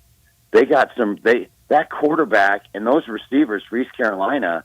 They were ungodly last night against the Tom Herman Florida Atlantic team, and I'm sitting there going, okay, Army blasted East Carolina and was up 35-7 before East Carolina got 3 touchdowns in the fourth quarter and made it closer than it is. My point is this. That East Carolina defense held Florida Atlantic 14 points. I get North Texas and their offense, but they're not going to be able to stop Army. They're just not. Their defense isn't good enough. They gave up 60-something earlier this year, I believe, to SMU or to somebody, and now you got Army coming in there. I think the over in North Texas Army is a great play, and I think you're getting value with Army on the road. Because North Texas defense, I just don't see being good enough to be able to stop Army as many times as they're going to have to. So I don't see an upset there. Although, again, Army's quarterback is questionable. Weirdly, there's a very mysterious thing is he didn't play last week and they never gave the reason. But I think he's probably going to play. By the way, I've got a couple of different texts here to confirm that Vanderbilt was your paddle game in college last week, which was a winner, but that was it. That was the paddle game in the college. But we love South Carolina, though. I know talking about that one, but Vandy. So yeah, there's 2 winners right there. I love that the listeners are getting into this little paddle game. My wife is going to be wife. We fool around with the Brandon, they're living vicariously through you. That's what they're doing. I mean, I'm doing that as well. You mentioned the night game down in Death Valley. You get another one this week. Do you LSU Alabama? Which way? It's the same reason why I came with a 200-dimer on LSU over Ole Miss. Now, granted, it took one of the most incredible fourth-quarter drives, 3 fourth-down conversions, 4th and 9 touchdowns, overtime win by 6 to get it. But it still lends itself to Brian Kelly, undefeated, Saturday night in Baton Rouge, 12-0, never lost, under the lights, beat Saban there 2 years ago by going for 2. And now here comes DeBauer in there. Big environment, big venue, big this, big that. And I stand back and say, okay, what has Alabama done? They beat Missouri at home. This is still a team that went into Vandy and gave up 40. Now, it's the same group, same kids, same team, same this. Oh, we're going to coach them up. Well, we're all you want. But Nussmeier had a bad second half against Texas A&M. He owned it, said he was terrible, a couple bad picks. Well, back home, that environment, that crowd with that offense, I just don't see Bama's defense being able to make enough stops. I trust Milroe and any team that can't go on the road and beat Vanderbilt and give up 40. You're not beating LSU. You're just not. I can't see it. I just can't. Give me LSU +3. I'll buy the half point. Your connection's getting a little wonky again. I don't know. I watched LSU's defense not be able to stop Marcel Reed running the read option. I'm just worried that Milroe may run for 200 against him. Nope. We may have lost him altogether. Yeah, let's put him on hold. In fact, let's take a break and come back with more Brandon. Well, bonus Brandon. Okay, we'll take a break. You're tuned into Sports 56 Mornings with Greg and Eli on Real Sports Talk, Sports 56, 98.5 FM. We are Real Sports Talk. Sports 56 WHBQ. Available on your radio dial at 560 AM and 98.5 FM, as well as around the world online at sports56whbq.com. Take us with you everywhere by downloading the Sports 56 app. And at home, just say, Alexa, play Sports 56. Wherever you are, stay tuned in to Real Sports Talk. Sports 56 and 98.5 FM. Hi, I'm Chandler Martin, linebacker from the University of Memphis Football. Southern Security, your home team credit union, voted best credit union in the Mid-South for 6 consecutive years. Southern Security offers the latest in technology with our personal teller machines. Our PTMs allow you to speak in real time with a Southern Security team member through two-way live video. The experience and service you trust and know, delivered at your convenience. To locate a PTM near you, visit us online at southernsecurity.org or call 901-452-7900. Southern Security is a proud supporter of the University of Memphis Athletics, federally insured by the NCUA. Hi, this is Troy Fiveash, owner of Fiveash Roofing. Did you know there are so many roofing companies in Memphis that I don't even know them all? So that begs the question, which one should you choose?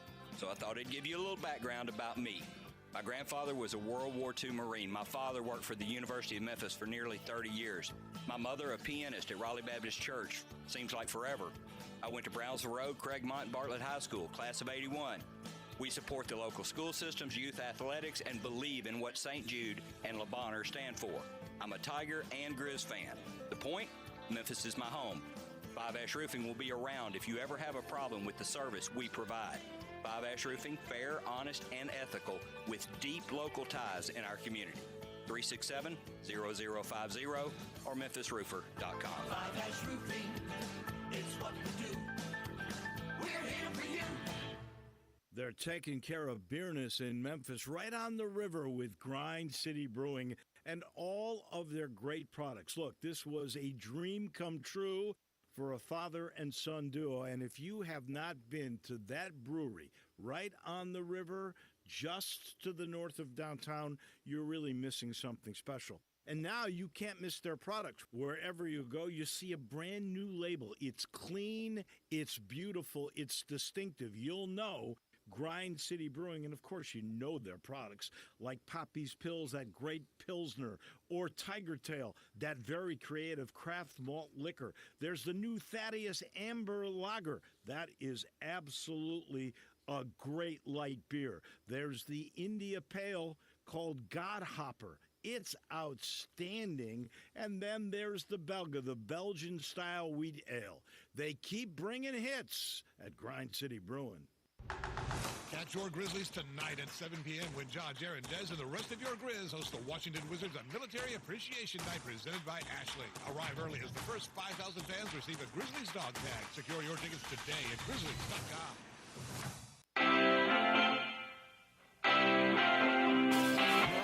Sports 56 Mornings on Sports 56 and 95 FM. This hour brought to you by James Floors and More. Here once again are Greg Gaston and Eli Savoy. Welcome back, everybody. Little Stones with the re-intro music, but tonight it'll be all about the Eagles for Brandon Lang at the Sphere as he rejoins us now. Let's hope your connection's better. How are you? Good. You hear me? Yes, there you go. So Eli was saying about Milroe against that LSU defense. What was it again, Eli? That you might run for 200? Is that what he said? Well, after what Marcel Reed did against them, I'm just worried that they can't tackle a quarterback who runs. Okay, hold on. What do you think Jason Dart does?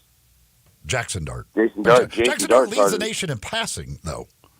Okay, but he still runs. They still they pass because they can pass, but he's a beast in the run game. But he does. He's you not. know, he's not running it's not read a option matchup like of, Marcel Reed did. Okay, but you can move the ball on LSU. That's not the problem. That's not what I'm worried about. The problem is Alabama's defense.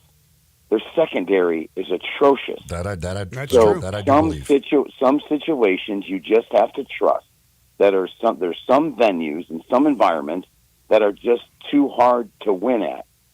The man has never lost a Saturday night game in Baton Rouge, and he beat Nick Saban his last time he went there. And Alabama was the better team. That is a weird voodoo, Louisiana, flippy. 12-0 is 12-0. You want to go against that because you think Milroe's going to have a great game? Remember, he's the guy that ran the worst quarterback draw in the history of mankind against Michigan. Snap the ball. Look, there's a pile of 99 guys. He goes, I'm going to try to go right through there. I'm Joe Milroe. Joe, you could have popped it outside. You win the national championship. You want to trust Joe? Don't go. No, Joe. Say they so, Joe. Go ahead. I'm not going against 12-0. Sorry. All right. I ain't saying You're Joe's not going going to have against a day. Florida 52-0 against Georgia here. Hey, that's a different story. Just because I don't like Georgia, I can't stand Kirby Smart. I'm not going to bet the game. We're down in the sports book all day betting games, right? I'll watch that game, but I'm not going to touch it. It's a spike pick. I like South Carolina a lot as well. I mean, you look at the series numbers between these two. South Carolina absolutely owns Vandy. First of all, they beat Vandy 15 straight. They've beaten Vanderbilt 15 straight. They've won the last 4 on this field. Their impressive win last week and what they did in the second half against Texas A&M, and now they're going into a venue that they've played really, really well in. I mean, really, really well.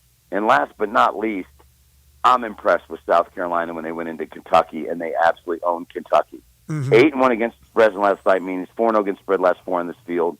It's 2.5. I like South Carolina a lot as well. This isn't your brother's Vanderbilt team, though. Look at you guys second guessing every one of your picks. No, Brandon. That's fine. You take Fridays off when you want. I have no idea what to runs around expect. the mall, get some mani pedicure, and gets his toes done, and get some painted clear, and wiggles them, and that's fine. He's allowed I have to come no in, idea doubt, to expect out of Vanderbilt, South Carolina. let's- I have no feeling one way or another in that game. Let's move on to the NFL. I assume the paddle game comes from the NFL. Just won this week. Yes. Okay. Yes. All right. Let's start. First of all, did you have any play on the game last night? How about that fourth quarter where 34 points combined were scored in the fourth quarter in an NFL game? I don't understand, and this is my biggest problem with coaches in the NFL. Okay? You go 5 wide. You go 4 wide receivers to the right. You put Jamar Chase off to the left, 1-on-1, and you say, here we go. I'm looking nowhere else. He's either going to go slant, he's either going to go fade. It's one or the other. And he makes that decision. You can't double. You can't take a safety over. You're 5 wide. What's he going to do? Chase says, I can beat him. Burrow says, okay. Inside, outside. Just watch my pivot. That's it. You don't look for anybody else on the face of the planet Earth, and they throw to a tight end. Penalties, turnovers, coaching stupidity. You can't handicap it. Yeah. You can't. It's a horrific 2-point conversion when you got the biggest stud in the world, 1-on-1. Go get it, big dog. Go get it. Now we're going to throw to a tight end who was very, very well covered. Unbelievable. Great game. Great. I mean, as a fan, unbelievable game to watch. But you were setting 7-7 with 2 minutes to go in the. Yeah. Just incredible. 2 minutes to go. Incredible game. I knew somebody that bet the over, and I told him at halftime, well, that over has no chance at hitting. Well, none. My gosh. Okay, so I don't know why we have to. I thought we've made up with the Germans. I don't know why we had to punish them by giving them the Giants and the Panthers in Munich, but that's what we did in this game. Giants 6.5-point favorites. The fact that Giants are 6.5-point favorites over everybody or anybody is crazy to me. But what do you think about that one? Brandon, we're going to wire you $1 million. You're in Vegas. You have to go to the sports book. You get to bet that game. You have to watch that game. And if you win, you keep all the money. What are you going to do? Don't wire it. Just don't wire it. Don't spend it. Don't keep it and put it in crypto. Because I'm not watching this game. It could be the ugliest game in the history of the NFL. Yep. The Germans over there going, wow, really? Really? And this is how they're so clueless. They know something about football. They'll be rooting this game. It'll be sold out. They'll be watching two of the worst football teams in the NFL. You can't watch Daniel Jones. He's unwatchable. They might start another world war with us over this. 100%. 100%. That's the game we sent them. The 49ers getting McCaffrey back. Do they start looking like the 49ers that we expected and go into Tampa Bay and take care of business? I'm going to tell you something. That was as impressive a performance as I've seen in the last 10 years by a quarterback, by Baker Mayfield. Mm-hmm. And Tampa Bay. You're down your top 3 wide receivers. You're playing with backups. The guy's playing with backups, and he shredded the Chiefs' defense. Just shredded them. Absolutely shredded them. I would play the over. I would get all over the over before anything else. The Tampa's offense looked really, really good, but I think San Francisco offensively will be able to go after that Tampa Bay defense. That's what was so surprising to me was the Chiefs couldn't do. Ravens put 41 on Tampa Bay. Cousins put up over 30 twice on them, and Mahomes struggled to move the ball at home on that defense that people have shredded this year. The Lions were inside the red zone against Tampa Bay 8 times going up and down the field, and their only loss of the year. It's not a good defense. That's what makes me realize the Chiefs aren't going to Buffalo and beating Buffalo. They're not. Their defense got exposed by Baker Mayfield. So I would lean toward the home dog, but I would play the over. One of the feel-good stories of the year, the Commanders, they take on the Steelers at home, and Washington's a 2.5-point favorite. Paddle game. That's the battle game. Oh. Battle game. Pittsburgh Steelers buy it up to +3. Mike Tomlin, coming out of a bye week, 7-0, straight up against the spread last 7. They're rolling in there. Better defense, probably the best defense the Commanders have seen in this run. Commanders have had good success against some pretty bad teams.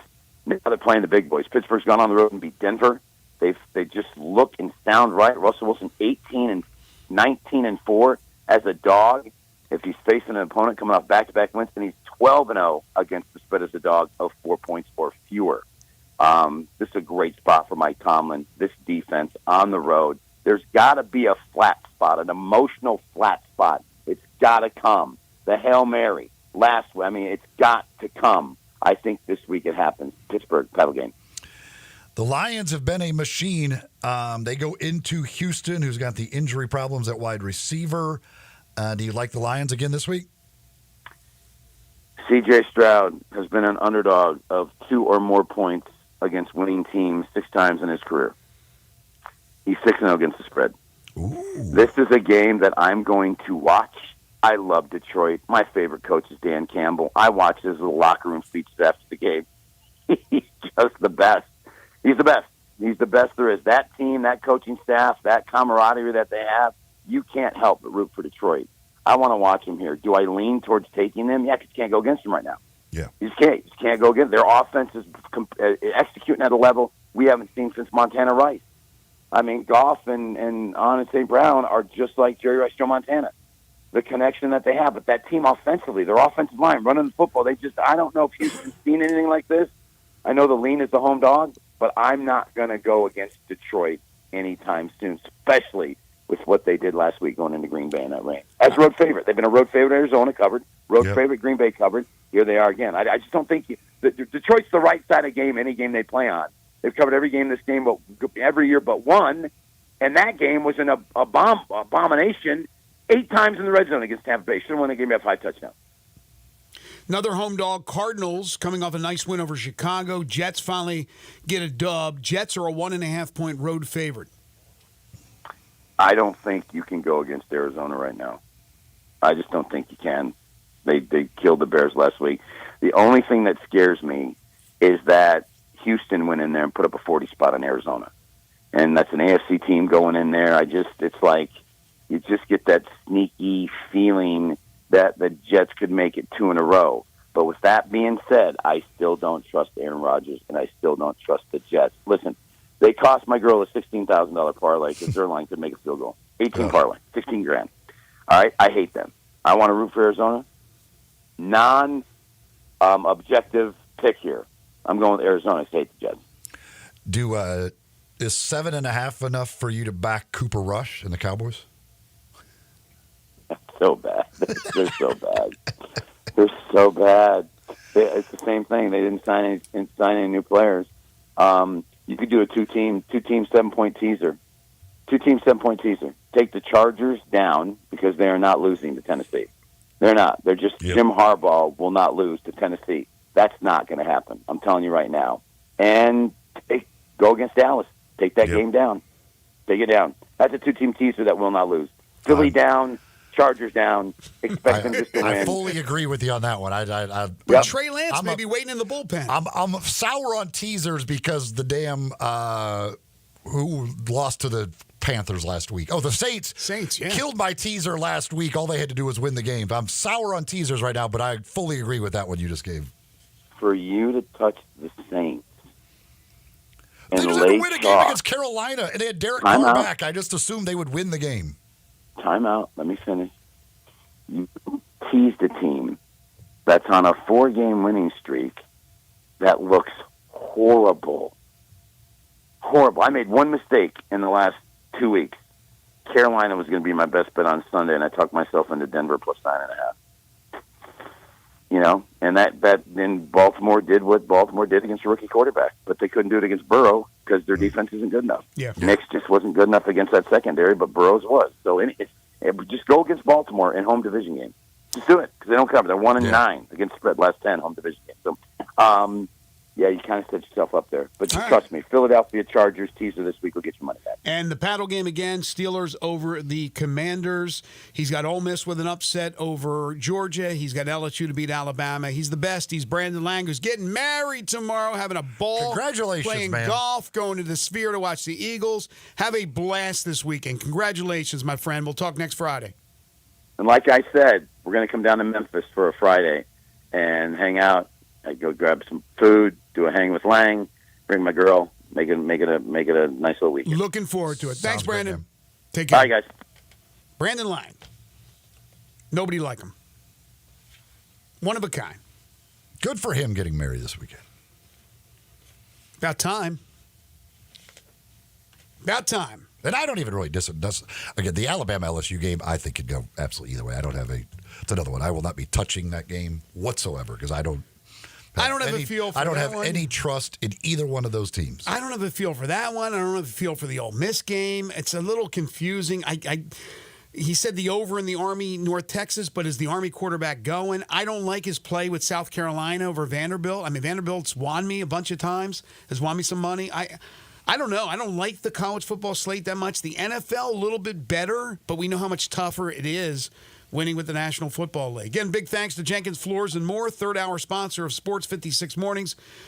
Go see the folks, Timmy and Rebecca Jenkins, and all the great folks at Jenkins Floors and More this weekend at 2356 Goodman Road in Horn Lake. That's going to do it for us. I want to thank you folks for listening, your calls, your texts. We always appreciate it. Thanks to all our great guests today, John Barlas, Hunter Story, Joe DeLeon, and Brandon Lang. Coming up next, Wolo and Friends on Sports 56. Busy weekend of sports begins tonight. Grizzlies at home, Tigers football at home. We got high school football playoff action and all kinds of stuff this weekend. We'll be back on Monday to talk about it starting bright and early at 7 a.m. For Eli Savoy and for Elijah Seegers, I'm Greg Gaston. Have a great weekend, everyone.